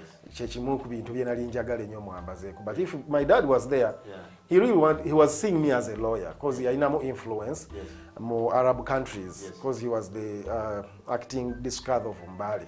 Kati yenge bintu byalaba byakuntwala Libya kusoma Sharia law ebyo bwebyo. Naye Katonda bwati bwe yachi designing, and that's how it came out. Yeah. But the advice I want to give to the parents is support your kids. As I speak right now, Papa CD just brought his son. He's living with me, but on purpose of teaching him fashion. And the guy he's a young man. He's about the same age like my son, Balimo P7. And that's the guy, 12 years old. He's learning. He's really learning. At all about Achagala, he's doing it out of interest. Because at Latif Academy, we target interested learners, regardless of age, gender, level of education, race, religion. Do you have the interest to learn? Because we know it's the interest that influences the level of your creativity and the speed of learning. So, Bolaba Echitone Mumwana is simply support them. First of all, we cannot be following this trend after 50 years of independence. Times have changed. We need also to adjust according to video right now, this technology and stuff like that. When you look at the education system, because there are also other benefits from that side. For example, when you go to study, you create good friends, people coming from different walks of life, coming in the same school. That way you create friends. What we want to bodamo meeting just because we are so manabo. And So- you can do something with them. You can be good brothers and good sisters. And do something with them. Yes. So that way, waliyo ebirungi. But my problem is studying for so long. Ogenda okuva mu ssomero, like for example, you study how many years for nursery, 6 years, 7 years primary, 6 years secondary, 3 years university. Ne bakugamba nti akati this kind of a job you need a master or you need a PhD. Nobeera mu ssomero. By the time you start working, you're all tired. All you need is a job because you read books.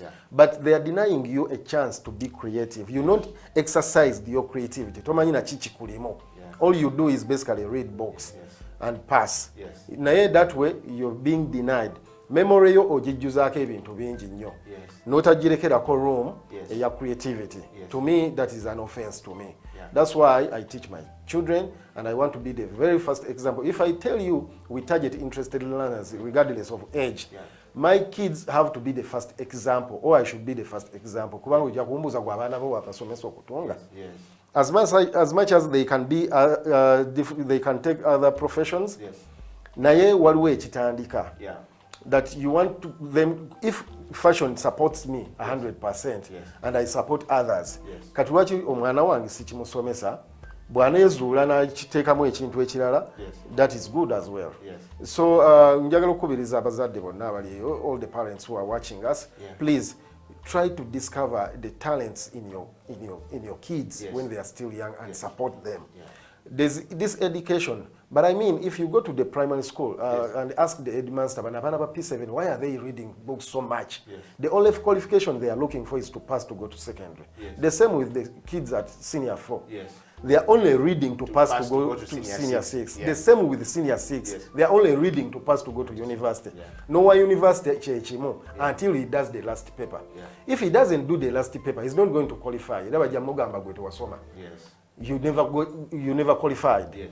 Naye, to me, that is not fair. You tosobola kubanga osomye ebbanga eryo lyonna all that knowledge. Just ng'obuzayo pepe to graduate, ne bagamba nti you didn't qualify. But at Latif Academy, even if you came and studied, let's say for a week, and that week you came to study, twali tusomesa, for example, enkofiira, and you happen to learn enkofiira.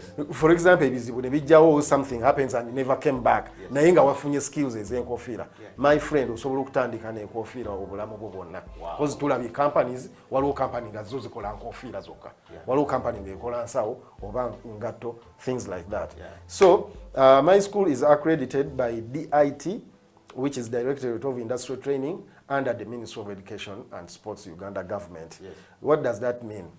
Tukuyambako okuwa skills. You don't only qualify for skills, but you also qualify with a paper that pushing basically to be competitive at social and political levels. Kubanga luli, someone would be having the skills. But he learned maybe from a veranda somewhere. Someone was just teaching them, maybe after failing P7. So ne bagende wa mayi ne bamusomesa ekyalaani wali Kaleerwe ku street. But eventually after maybe 5-10 years, the guy n'abeera more experienced, n'ayiga nnyo, n'abeera so skilled, kati ya atunga amasuuti. Ba MPs bastopinga n'abakolera amasuuti, ba lawyers ajja n'abakolera amasuuti. But when time comes, nga waliwo kigenda maaso. For example, obululu ayagala kuyimirirawo, he has good ebirowoozo ebirungi. But they don't allow him because yakoma mu P7, therefore zino skills ze teziyamba eri ku gundi. Naye lawyer bw'atuuka okwagala essuuti tagenda wa doctor. Agenda wa tailor. So these guys need to be accredited twetaaga basiima for their skills and their experience. Bw'aba ine ebirowoozo, let us allow them to bring their thoughts. Ebirowoozo ebirungi maybe bisobola okuyamba eggwanga. Kubanga nze saasoma PhD, saasoma degrees, saasoma bintu ebyo.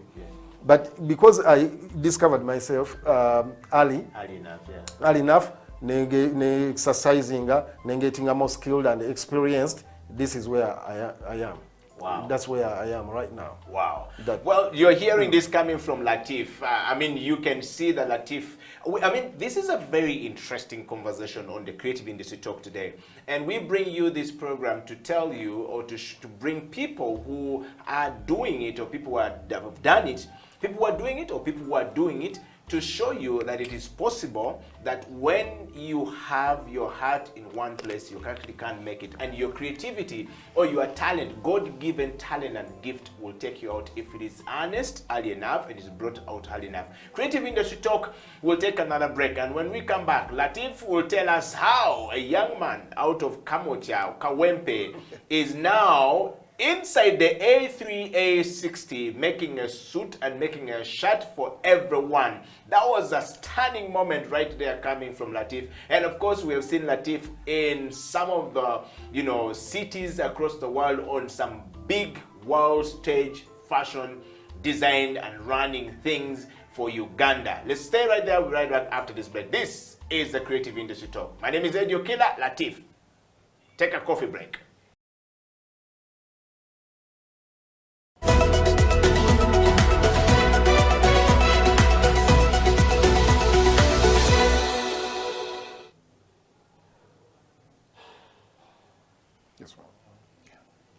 Welcome back to the program. My name is Eupal, and in the studio is Latif, who is, you know, a creative designer, and is here in the studio to have a very interesting conversation on the Creative Industry Talk. All right, Latif, welcome back to the program. Thank you. Before we went for a break, we were talking about how parents need to allow children to express themselves, you know, creatively. And I like the thoughts. You started by saying when a politician needs a suit, he's not going to go. And that's reality. Yes, yes.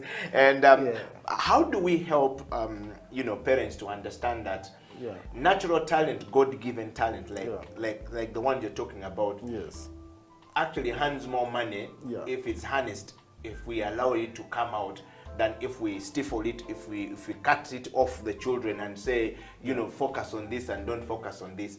How do we help them? What would be the best advice from your journey, and as a man who is working with children right now, how are children responding? We're going to be showing some pictures from your you know, archive out here. Yes. Good.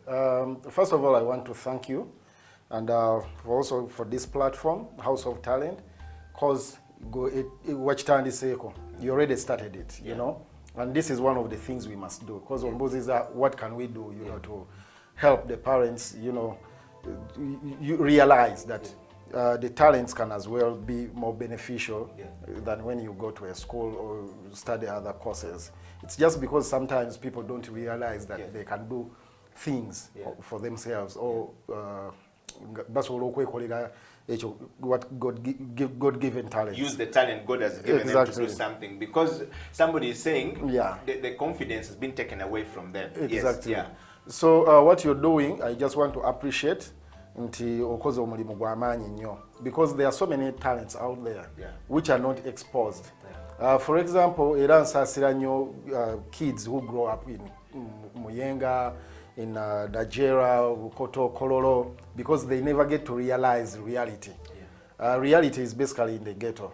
So that's why a person from the ghetto, are in two sides of life. I know that side from the ghetto, and is also aiming for that life up there. Yes. So Umzade Ali, for example, a Kololo, you only think until I'll just educate my children, basically to get PhD and whatever.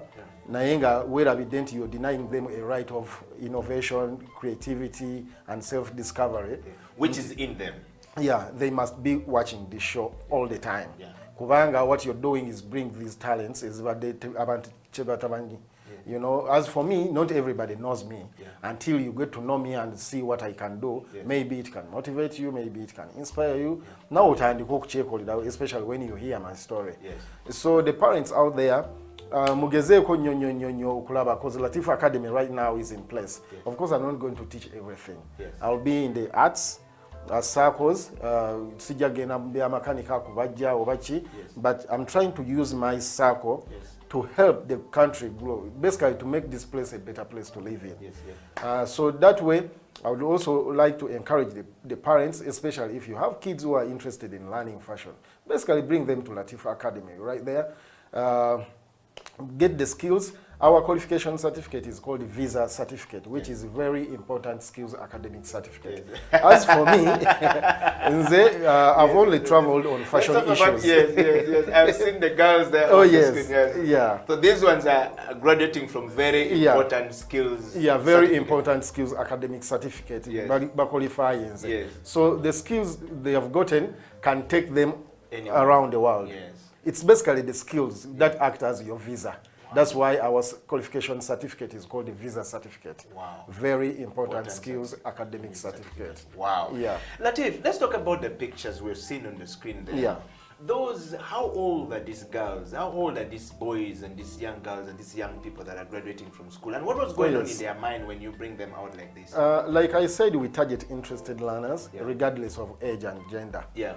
Ngaba tujja okulaba in the program, we are also teaching kids who have showed great interest, and they are actually doing it right. Yeah. Imagine if these kids grow up doing the same thing, or if they fail, just like DIT is trying to do. What DIT is trying to do to bring the skills down to primary, starting from primary, secondary, and everywhere. Just in case you drop out of primary, at least you have acquired some skills, maybe in making in masks, aprons, you know, those small things. When you come to secondary, you can make a pant, or maybe a bag, or maybe a hat. That way, you start doing business as you exercise your creativity, but that way you're doing business. Something you love, something that can So with the time, you get much more experienced, and this is now when the innovation and creation start coming in.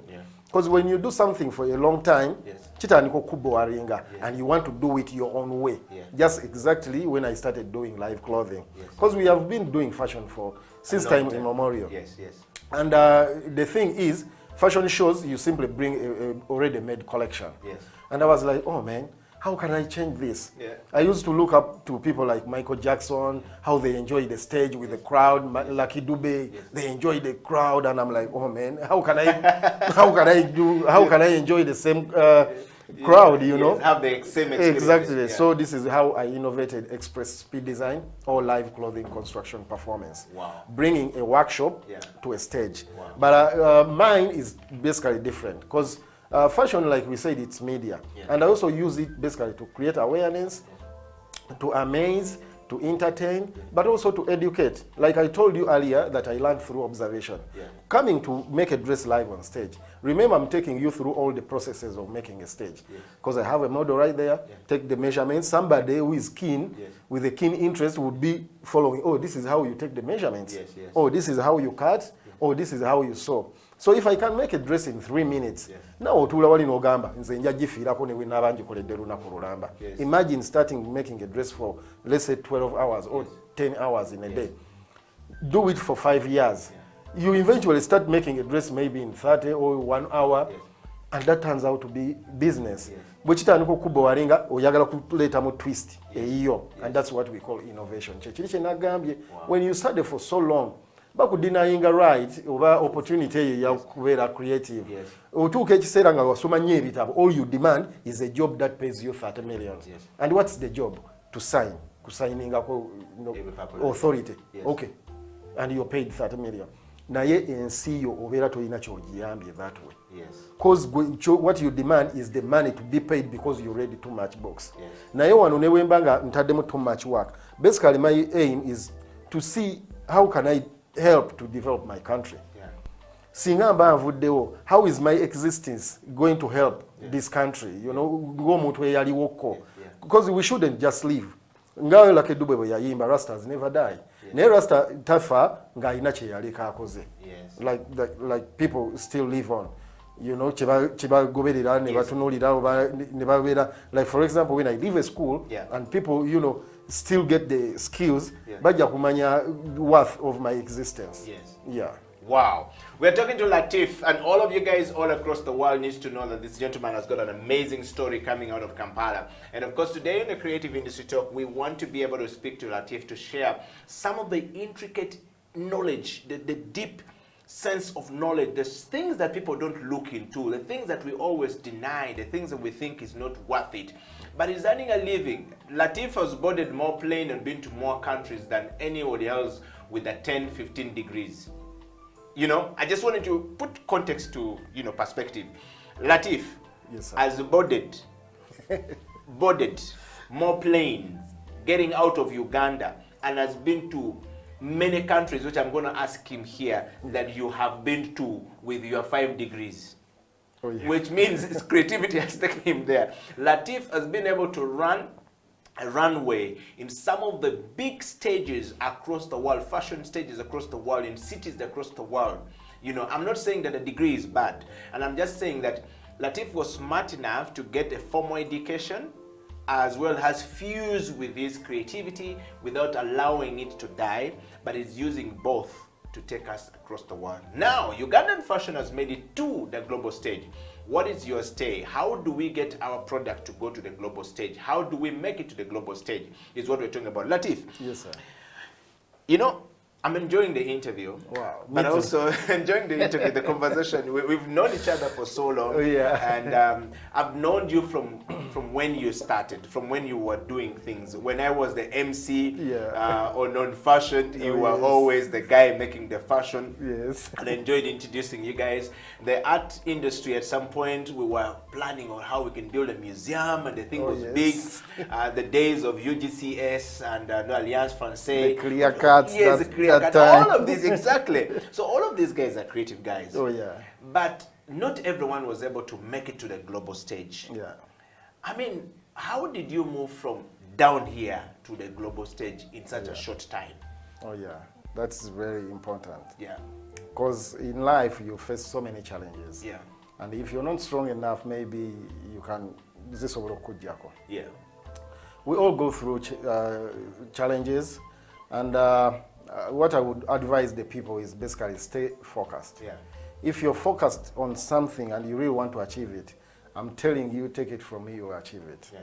That's right. And you just talk about your journey from Kampala Yeah. to the global stage. the global stage. Fashion. We did fashion in Kampala here, Oh, yeah. everywhere in Kampala. Oh, You've yes. been to everywhere in Kampala. Yeah. You've made clothes for everyone in Kampala. Yes. And now we've seen you make clothes for big people on big stages all across yeah. the world. And I think some people may not even know Yes. that what you're doing. For example, when you look at that picture on the screen, Yeah. that is Latif right there. Which city was this? This was Seattle, Washington, and this was Africa Fashion Week in Seattle. Wow. Yeah. And as you see it, Latif right there. I've just assembled these models wrapped in green, yellow, red, black, yellow, red. Yes.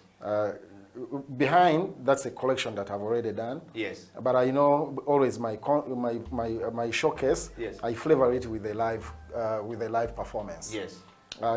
For the same reasons, like I said, Yes. for motivation, Art, music, and inspiration, motivation. amazing, Yes, and things yes, like yes, that. yes. But this was a very amazing show. Yes. I made 5 dresses actually in Yes. about. They gave me 10 minutes. Yeah. But I made 5 dresses. In 10 I was minutes? supposed to make 3 dresses in Yes. 10 minutes, but I made 5 dresses In 10 minutes. in 15 minutes. 15 minutes. Yeah. Wow. And these dresses are put on. The dresses will come. This Yes. was Miss Kenya USA. Yes. We had a presentation in Kisumu. Yes. We met with this girl in USA still. Yes. And she was crowned Miss Kenya USA. Yes. So we had a joint project, we are doing, raising funds and stuff like that. So I made this dress that was auctioned. This is actually your fashion. Yeah, I made live on stage. You can see the sewing machine. I made that dress right there. I dressed that right there. Yeah.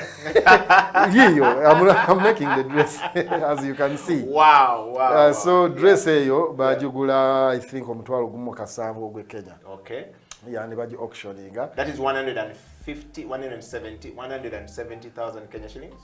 100, okay, jali emitwalo 5 ja Uganda. Ja Uganda. Simanyi oba zibeera meke ezo. 5 is Uganda, that's 50,000? But this dress was made 500,000, 500, that's 15,000, Yeah. 17,000 Kenya shillings. Yes. Exactly, yeah.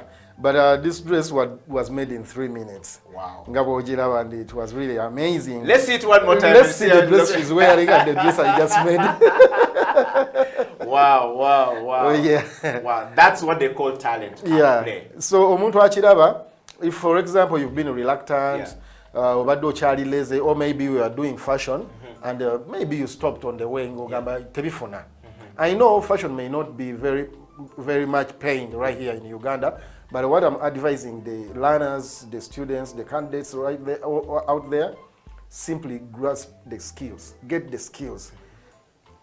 Simply have the skills. That's what I can tell you. If you ever happen to move outside Uganda, or if things change, then you'll benefit from your skills. Yeah, because then you can cash your skill on there. Exactly, yeah. Wow. We're going to take another break, and when we come back, Latif will tell us how he ended up in the global stage and what is basically doing on the global stage at the moment, some of the projects he's doing, and how these kids projects actually make it to the global stage. And then, of course, Latif will share with us how do you get your fashion out of Kampala on the Kampala street here to the rest of the world. Stay right there. Creative Industry Talk. We'll be right back after this break. Wow.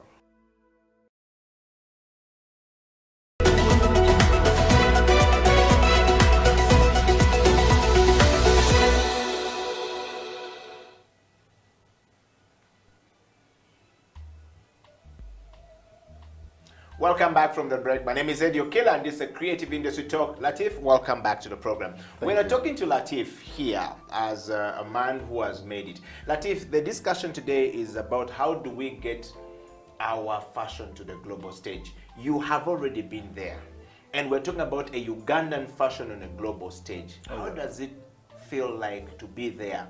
But first, I want to start by asking you a very simple question. Yes. The very first time you made out of Uganda, the very first plane you boarded out of Uganda, when was it and how did it feel like?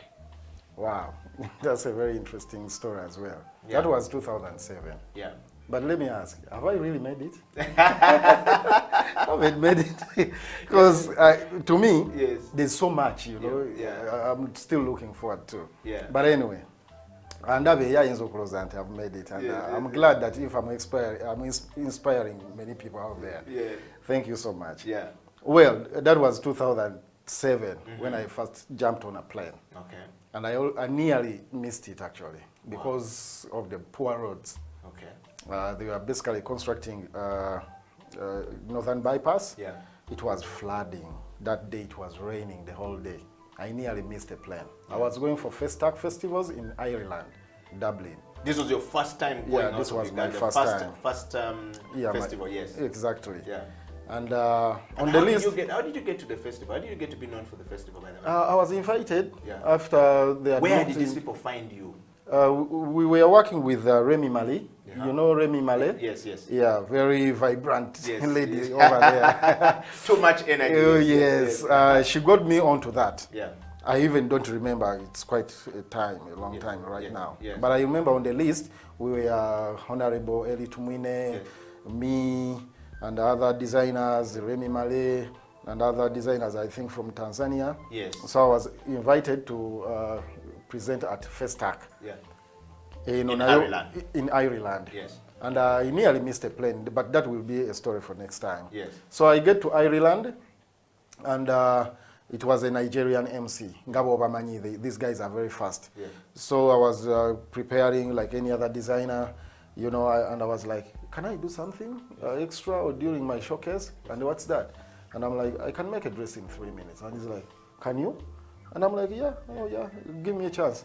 Do you have a sewing machine? Yeah, this guy was very fast. I think it clicked in his head very fast. Yes. He looked for a sewing machine. That's Nigeria there. Yeah, the Nigerian. Yeah.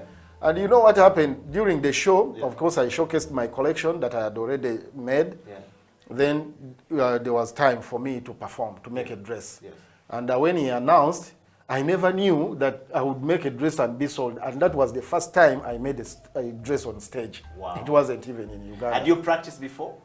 I'd never practiced, but just because... You used the skill. Girls used to come to me, going maybe for Palm Awards. Yes. You know, Palm Awards, Miss Uganda, and they're like, Latif, can you just make me a simple dress? Yes. So I started creating nice, simple, nice dresses, those sexy dresses, and I'm like, 30 minutes, the dress is done? Yes. So I kept on, you know, putting a keen interest into that, making a dress in 30 minutes, making a dress in 10 minutes. Yes. And I had a girlfriend, you know. She had a very nice body. I would simply just throw something simple on her, and she would look, wow. The man used his girlfriend as a magic. Exactly, yeah. So the Nigerian MC allows me to do that, and he actually announced, and he's like, I didn't know he was going to say that, and he's like, if you want your dress to be made live on stage, Latif is going to make a dress for just 100 euros. Wow. So I first constructed a single dress, and a lady ran coming to the stage, and she was like, for me, I took the measurements and I made the dress. She paid 100 euros. Wow. And the whole house was like, does he have more material? I only had a piece of material left. So I made the second dress for 100 euros. Yes. Imagine making 200 euros in less than 10 minutes. Which in Uganda, you'll want to work for 30 days. Imagine. Or even years to make that money. So that's you where I set a got contract, the idea Oh. of doing it live on stage. That every time I showcase, I flavor it with a live performance. Yes, yes. And I started, when I came back, of course, I worked with Judith Hard, Miss Uganda, Salma Nasanga, Barbara Kimbugwe. I used to have a fashion night running at T1. Yes. Where I used to present every month. Yes, yes. So this is with yeah, Aman's place back. Then. exactly. Yes, yes, yes. So this is where things were happening every month, and the whole act, started developing. So in 2010, Senson, 11, Senson has had a show at Serena, and he invited me to be part of the curtain raisers. Yeah. It was his show and Stella Tal. So I went there, and it was a very short notice when they told me, and I couldn't present. I had been running shows at T1, and I already showcased all my collection. They were running in papers every month, so I didn't have anything new to showcase, and I was like, wow, what can I do? But this is an opportunity. I need to showcase. I know there's a nice audience. You never into your sense on. Itaba ambassador, Itabani, house, heading to the top. So I'm like, wow. I went back, reviewed my videos, dresses, but this dress keeps changing all the time. So I centered onto that. Wow. So I got prepared, and I'm like, now I'm ready for this show. I will only make a live performance. I made 8 dresses in 21 minutes, and the whole house stood up. Wow. That was the start of what I call the fashion concert. Right now, I'm making fashion concerts. Wow. Oh, yes. Only. Fashion and I concert. think you become the fashion concert, the very first, very Ugandan person to actually make it to the fashion concert. Exactly. I mean, we've never had anyone before in Uganda. I've seen this up in Europe. I've seen this up in South Africa. I've seen these guys happening. Fashion concert is only happening in Uganda and now to the world. Yes. Yeah, so 2007, of course, Ireland, but still 2007 before after Lucky, we had lost Lucky Dube. Yes. After I'd gotten an invitation actually to go visit him. Yes. The papers were running. Yes. Unfortunately, we lost him, but I already, talking about Alliance Française actually, hooked me, and they were like, Latif, there's this show running in Niger, and we know you're a perfect competitor for this. Yeah. They had too much trust in me after watching me do things, and they're like, I think you can bring back the trophy back home. And I'm like, I'm ready for it. It was also a very short notice. The dates were closing, just Laba, it was Laba actually. Yes, the street actually, right Laba, here. right here. Yeah. So Michelle came to me, was the coordinator, the arts coordinator at, for Alliance Française French Embassy. He was like, Latif, I'm too sorry I didn't inform you in time, but the closing date is just on Wednesday. If you can prepare your profile, oh man, that was a golden chance. I had to do everything possible to put in my profile. Out of 950 designers in Africa, I qualified as number 4. They only wanted 10. Wow. So to go to Niger, it's called FIMA, Festival International Est Mode Africain. It's a fashion competition, Africa fashion competition, where I won a bronze thread award. Wow. And I earned myself to go and do an internship in Paris for 2 months and arts residence. Wow. So that's a prestigious moment, right? Yes. So things happened. I went to Paris, did my internship. Right there, I got hooked with World Fashion Show, Labo Ethnic World Fashion Show, where I also performed, and these guys were like, wow! I made 2 dresses. They hooked me for Congo Brazzaville show. I went to Brazzaville and smashed that one. Every show I went to, they were hooking me up. Wow. Can you showcase this where? Can you showcase this somewhere? Can you come to Brazil? Can you come to Dar es Salaam? Can you come to Arusha? So this is how it's been rotated. This is creativity. This is fashion. This is art. This is something. But it wasn't even just showcasing the clothes. I had brought in a new thing that everybody wanted to see and wanted to take to people to see. Your own creation. Exactly. So after 2012, I happened to design. I had a student at my school, and they were getting married. Her husband was in Norway, but actually her husband was one of those people that I dressed before he went to Norway, and he's teaching dance. He actually won a Nobel Peace Prize in Norway.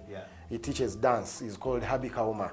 I respect Habi Kauma. So the wife proposed that I should be the one to make the wedding gown. The wedding gown. Wow. The suit for for her hubby. Yes. So I made the suit, and when he came for the wedding, he came with his team from the bosses, the Norwegian Art Council. Yes. So these people came and they were like at the wedding, where did you buy this suit? And he's like, because I made a suit like he wanted to appear like MJ. Wow. He really dances so great. Yeah. So he was like, no, actually, I ordered my piece right here. My wife, the teacher to my wife is the one who made the suit. Teyakomao, he also added, this guy actually who made my suit can make a dress in 3 minutes. And these people were like, wow, what are you talking about? Where is he? So they came to my workshop unknowingly. I was there doing my things. I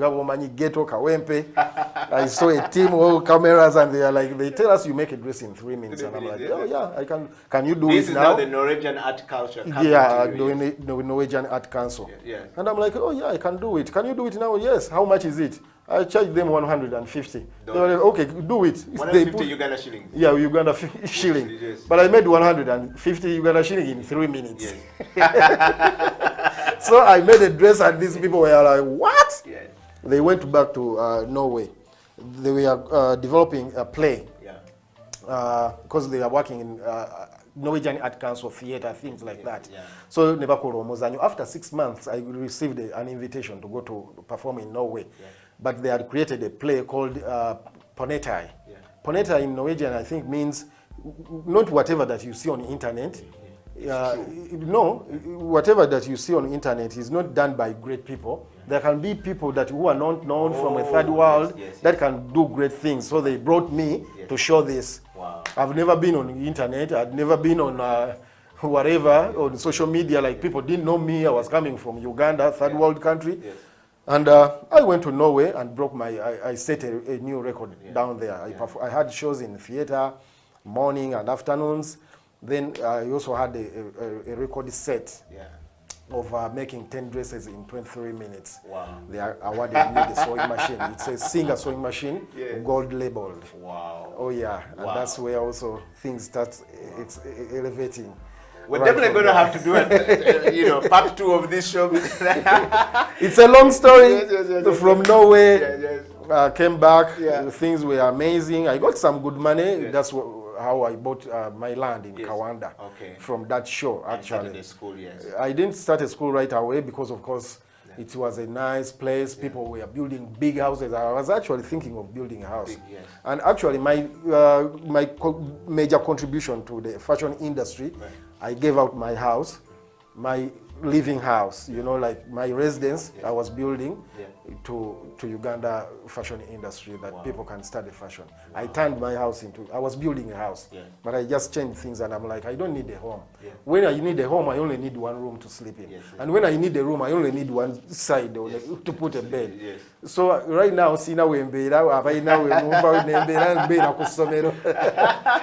oh yes. With your family, with your children, with your wife, and how is your wife taking that one? That's another story for another day. Yes. That's a story for another day. Now, I'm just being patient anyway. I'm not married, but I'm just being patient. I want things to happen godly. Yes. Yeah. Wow. But I have kids who are grown, and actually my first son, Latif Jr. is known. I don't know if you know him. Yes. He designs Talent Africa. Yes. So he has dressed Chronics, he has dressed Taras Riley. He's my first son, he's at university. And you taught him? Of course. Wow. I told him, I told him, this is what I can give you on your birthday. He's 17 years, I gave him a sewing machine. Wow. If I can support myself on just a single sewing machine, build a school, support your mom and your siblings, how about you just supporting yourself? So go support yourself. He's doing well. Wow. Yeah. Wow. We're talking to Latif right here, the man who is on a global stage. We're just talking about a Ugandan fashion on a global stage. How did it make its way there? What was done to get there? You've heard it from Latif. You too can actually do that if you decide to listen and to change the way you do things. And Latif is giving us some really good tips about how we can do that going forward. Ladies and gentlemen, we're going to have to bring the show to a close, but part 2 of this interview is coming. I want to ask Latif, how many planes have you boarded since then? There are quite many. Yes. Because I've just in the US, Yes. I think I've been to over 25 states. Wow. In the US. Wow. Recently, I just had my US tour, and it was really a great experience. Yes. It was a networking, you know, looking for internship for my students. Yes. We went to so many factories in California, in Pittsburgh. Yes. I was teaching Yes. because Latif Academy has a reach out program. Yes. We reach out to communities, vulnerable people, you know, sharing skills. Yes. But I was also doing fashion skills. As you can see, this was in Pittsburgh. Wow. Yeah. Wow. So this is you're actually teaching in Pittsburgh. Were Yeah, I these was your teaching. machines, or they took you through No, and gave you this?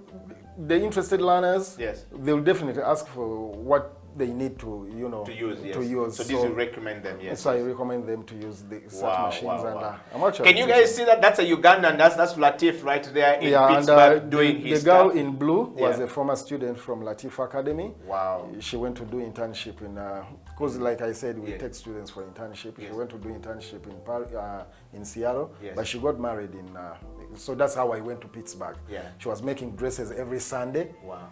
And they were like, oh, you make amazing dresses. And I'm like, yeah, my teacher always comes here. Yes, yes. He told me from Uganda. And he's like, is your teacher coming to the US? Yeah, he's actually coming soon. Yes, so they that's how I expect that the ended teacher up. should be from the US, but this time no, the teacher is from Exactly. Kati, abantu abali eyo. If these people are all rich, Uganda. Yes, yes. that's Pastor Charity over there. She's very rich. Yes, yes. She has organizations in Zambia. Yeah. She's rich. She has real estate in US. Yes. They are not just looking for jobs. Yes. These are people who just do fashion with love. Yes. Or just for the love of fashion. Wow. And they know the skills pay more. Yes, So yes, this is why they are learning. Wow. Wow. So kati gwe omuntu ali eyo, one who is watching us and you don't have a job, simply come to Latif Academy because we teach you how to do things. Yes. Yeah. Wow. Well, you're seeing that coming from Latif. That's a great story right there, Latif. And so how many countries have you been to since 2007 when you first survived your flood from Kawempe? Oh, yeah. Oh, yes. Diving through the Kawempe flood, as Olanga told us in that song. Yeah. Oh, yes. But Africa, Yeah. I've not done too much in Africa. I've been to Niger, I've been to Congo, Brazzaville, I've been to all East African countries. Yes. And also Ethiopia, South Africa. Yeah, I've been to those countries in I Africa. mean, of the 54 states in the 54 countries in Africa, you've probably been in many African countries more than a professor in Makerere University. You can imagine. But I've been to European countries, the Schengen, yes, I've yes. been to Sweden, Yes, I've yes. been to Using art Ireland. and creation. Exactly. Creativity, I've yes. been to Paris, Yes. France. I've done shows in Sweden, Denmark, Holland, in Amsterdam, as you can do. No more Rasta. We don't get like Amsterdam. Yes. Yeah, but US, I've been going to the US many times. Being a fashion president, Yeah. it's my duty to go do networking. Yeah. Find opportunities, because it was a great platform for me to go do internship in Paris. And I realized that even the designers back home, or even the learners or the students back home need the same thing. Yeah. The international platform, ekugulawo obongo, ate exposing, also tapping into the international market. Yeah, so the next time when you hear UGFX, because I started UGFX, which is Uganda Fashion Expo, a way of exposing Ugandan fashion. Fashion designers, models, and all other stakeholders. Abantu abagala okugula ebyalaani, materials.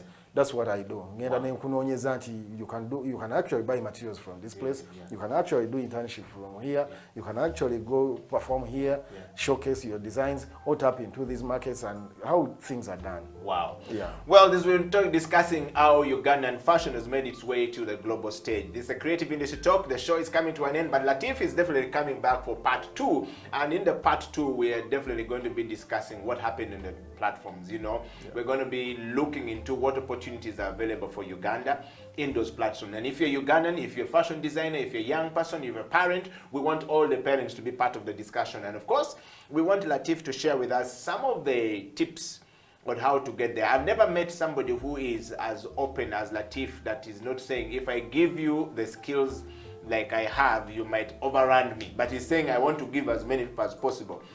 The natural instincts of so many people all across the world in the creative industry is that I shouldn't give you so much that you might outrun me. But Latif is not doing that, which means is a man who has a lot of innovation in himself. So the self-creation, the power that God has given in him can keep reproducing itself and keep giving more and more and more. And you too can do that if you're a creative person, if you're a thinker, or if you're a fashion designer, or if you want to learn how to make a trouser. Latif, by the way, as we close the show, yes, people have been telling me here that I need to start dressing Uganda and stuff like that. Yeah. We saw some suits that you made for, you know, His Excellency the President from the ghetto, Bobby Wine, and Yes. then and the suit went crazy, and his fashion sense became something of a development. Yeah. And I said, I might as well just, you know, go to Latif Fashion and see how I can learn some of these things, or you can make a suit for me.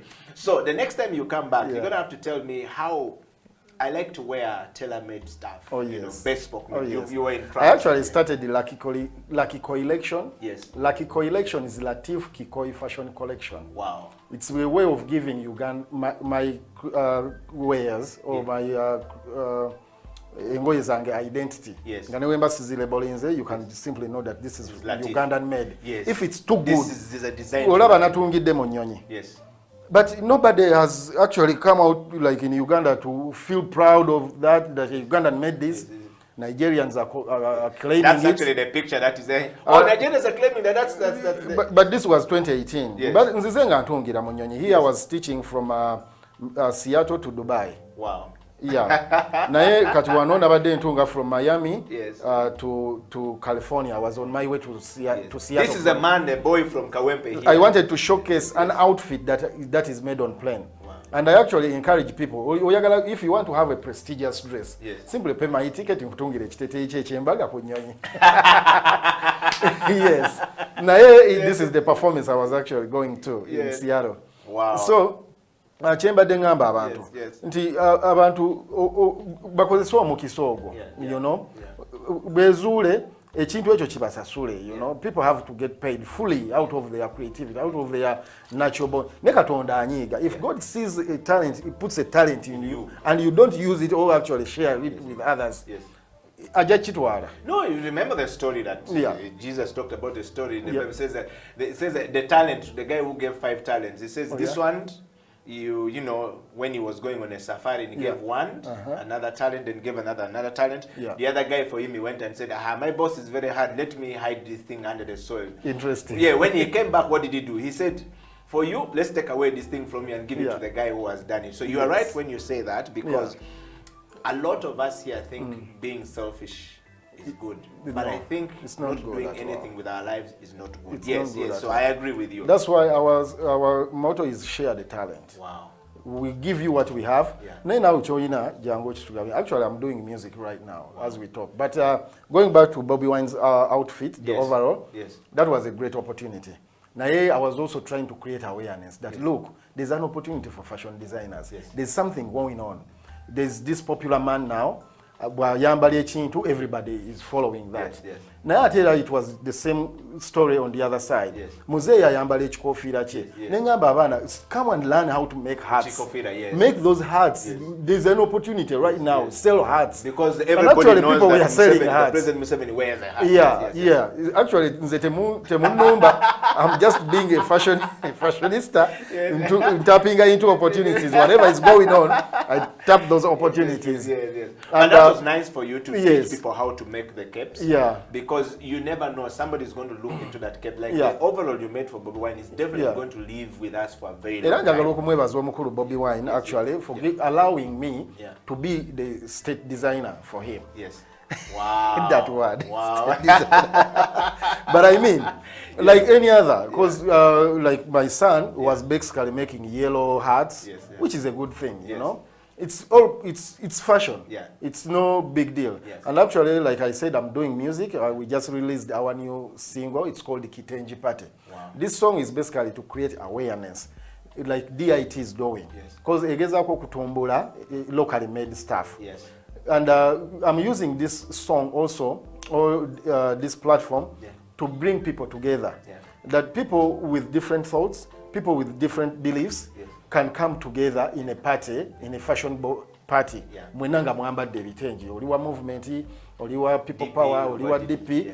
Come wear kitengi, let's party together. That way we are making this world a better place to live in, with people of different thoughts. You know, you're thinking much better than people who are sitting in parliament. And how we can be cross-cultural learning for peace building, where it doesn't matter whether we disagree on political ideology, but if we can come together at one time, you know, the community, the country is together. Because this way, our movement not necessarily from me, because I'm just creating an awareness that they are tailors like me.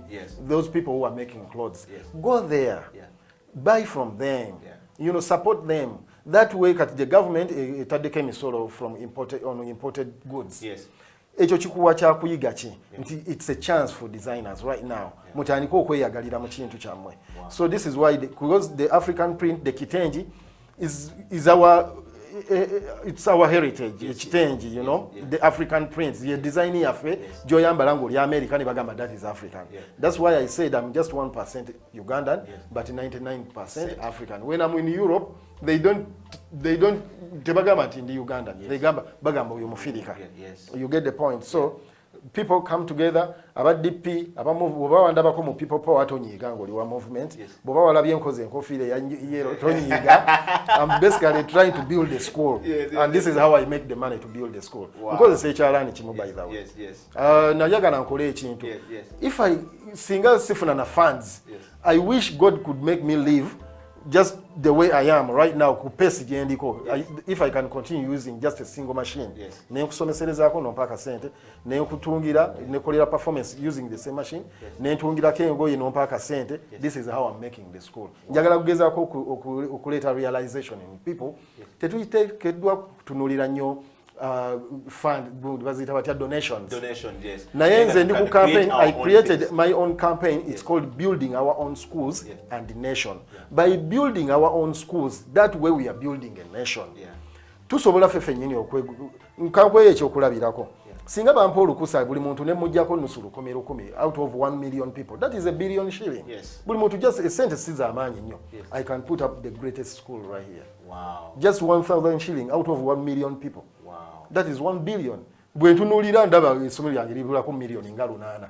Oba okitegeera okuggwa. So tutandika okutunulira ebintu in realistic nga tetubitaddemu nnyo art mungi. Because I base on simplicity. I look at how I can do things the simplest way, the cheapest way, the quickest way, the easiest way. Those are the angles.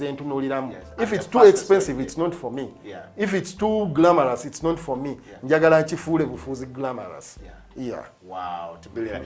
Well, we have come to the end of the show today. Latif, thank you so much. You've heard it from Latif. He is definitely going to come back to the show, and we're going to be discussing these things. Round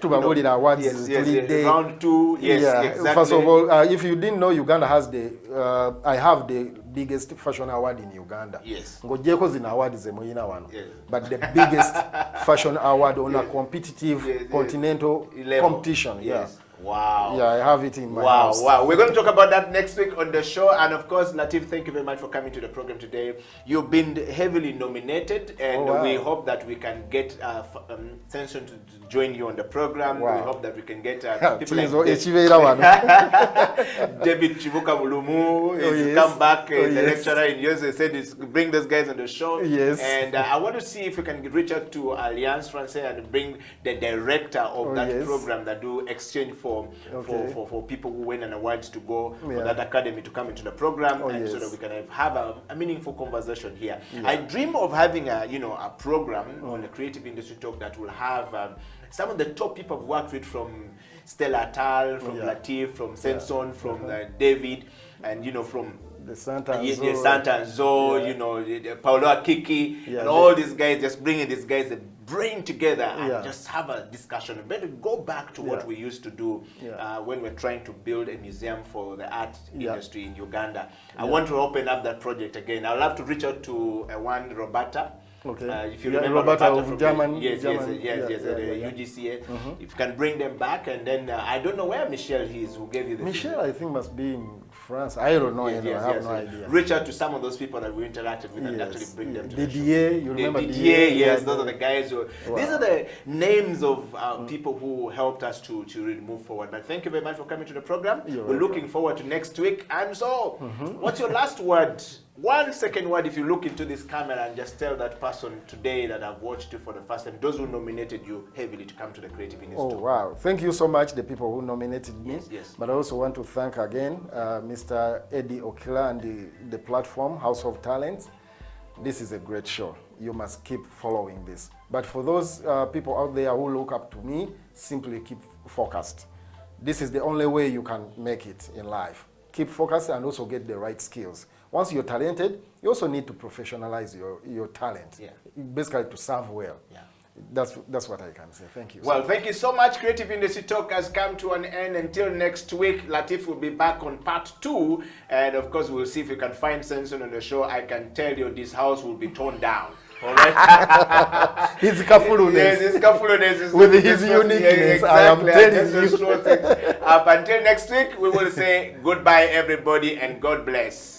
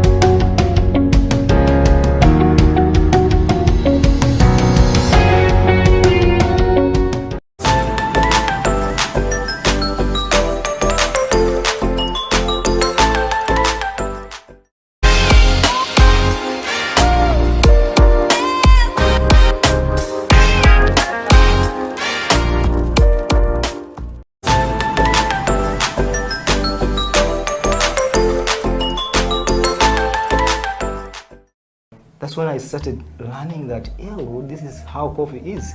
But why is it that we produce coffee here and just sell it when we don't take it here, we don't consume it here?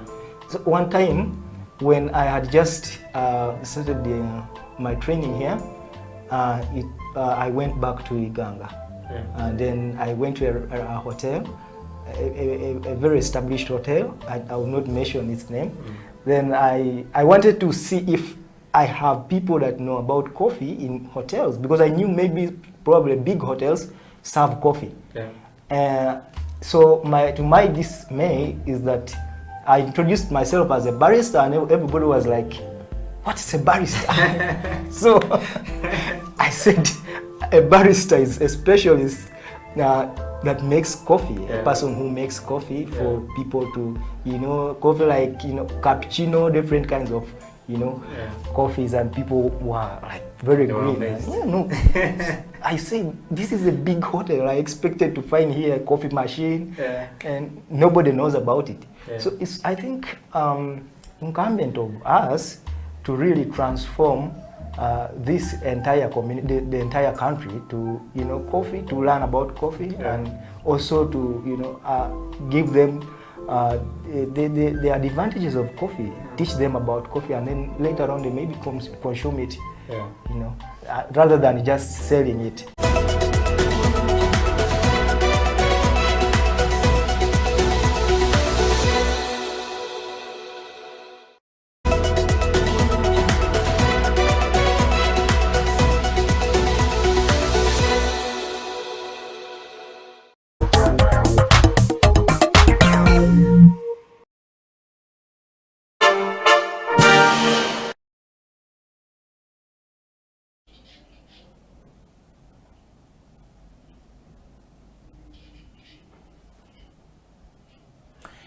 Every time you wake up in the morning, you want to find some inspiration. And there is life that you need to know what to do, when to do it, how to do it, and who to lead you to where you want to go. And of course, on the CEO bench, we try to bring you those people who are doing it, those people who are going places, those who have started from somewhere and are somewhere and are going somewhere. The CEO bench this week focuses on a lady who started a journey all the way from Naguru. In fact, the journey starts from the western part, the West Nile part of Uganda, straight to Naguru, and from Naguru to Entebbe, and now to the rest of the world, turning the wasted materials into something that you can carry and go with. What a story and what a journey. My guest this morning on the CEO bench is the one and only Faith Aweko. Welcome to the show, Faith. Thank you so much. How are you today? I'm very fine. Good. So somebody sent me a comment and says, I want to see that lady on the show. On Facebook, she looks so aggressive and she looks too serious and she's so loud. I want to see, is she big, is she small, is she, she masculine, is she feminist? But you're here, welcome to the show. Thank you. And we want to dive straight to the show today, Faith. You're on the CEO bench. The CEO bench exists to give a platform and a space for people to express themselves. We're looking at people who are doing something, people who are on a leadership journey, people who have done it, people who either going to the top or already on the top and coming down, and we want to share that story with as many people as possible to give them inspiration. We want them to be inspired, encourage and transform. And that's the journey of leadership, change management and transformation. So on the show today, you have been overwhelmingly nominated to come onto the show. We are not going to talk much about the health and fitness, although we'll get there. Some people said you need to bring that lady onto the show, and others says no, we want to know the story of how she's able to turn around her life to where we are right now. So the first question, we need to get to know you, Faith. Who is Faith Aweko? Okay, thank you so much. My name is Faith Aweko. I am the founder and CEO of Reform Africa, a social business here in Uganda that upcycles plastic polythene waste bags, known as the Caveras, into sustainable, durable and waterproof bags and accessories. So we utilize plastic waste as a resource to come up with the different patterns and different designs of the bags. Wow. And Faith, are you Ugandan? Of course, yes. So I'm Analur by tribe from Nebi, that's West Nile. Uh-huh. Yes. And if yes, what are the values that define you as a Ugandan? I think being born in Uganda, that is what makes me a Ugandan. Okay. Yes. And what about the values that define you as a Ugandan? Do you have values? What are the values that define you as a Ugandan? I think looking at how we are as Ugandans, we are more of like friendly people.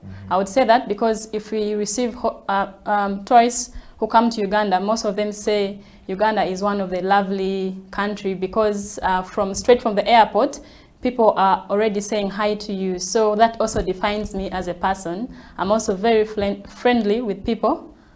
Yes. Okay. Faith, I want to take a moment to just take us through your life. The journey of Faith Aweko from Nebi to Kampala. Nebi is found, for some of you who are watching the CEO bench from all across the world, it's the West Nile part of Uganda, found in the western part of Uganda. It's about 400 kilometers from the capital city of Kampala, not so, towards Arua, and going straight to the border of South Sudan, and then you exit and go to many places, and that's where Faith comes from. So yes. The journey of Faith Aweko from Nebi, crossing that Nile, eating the fish, coming to Kampala and to Naguru. Okay. Let's have the chat here and we'll talk about it. Yes. So I wasn't actually born in Nebi. Yes. Very unfortunate. Yeah. I was born in Naguru, Kampala. So usually, most times, like from primary 1, 2, 3 up to 7, we used to go to the village almost like every December. So I was born in Naguru Go Down, one of the really highly polluted areas in Uganda. But growing up, I grew up in an extended family. My parents loved a lot to have relatives at home, so we grew up a big family. So I grew up from Naguru Go Down, went to Naguru Katali Primary School, then moved on to City High for my senior 1 and senior 2. My dad values a lot of education, and he tries so much for us to, he tried a lot for us to really have a decent and good education. So he pushed us to go to Chambogo College. So yeah, so I went to Chambogo College from my senior 3 to senior 5, then joined Chambogo University. Okay, so it is okay for us to say this is the bad girl from Naguru. You know, we have a bad man from Kamuta. So you are the bad girl from Naguru, so to speak. All right, and let's talk about your life in Naguru. Naguru is a suburb of Kampala, and you know, it's a contrast of the epitome of class within the city of Kampala, in that hill.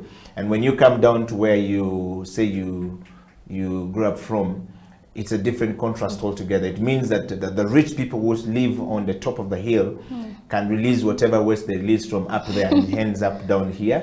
And let's talk about the experience of growing up in that area and, you know, staying in an extended family as a young girl. How was that going for you? How was it generally? So as a kid, you don't really get to think much because you know, you just have food, you have families, you have friends, and you have the community. So there is really not much that you think of. So growing up, I also realized that there's a lot of flooding in the areas that I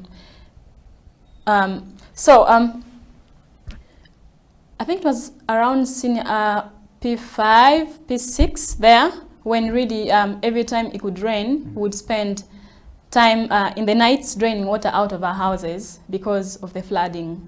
And also, if it's like morning, going to school was hard. So I thought, okay, maybe it's because we are staying in the slum. That was now in P7. But when I was in senior 4, I realized, you know, this is because of the actually poor waste management in the area.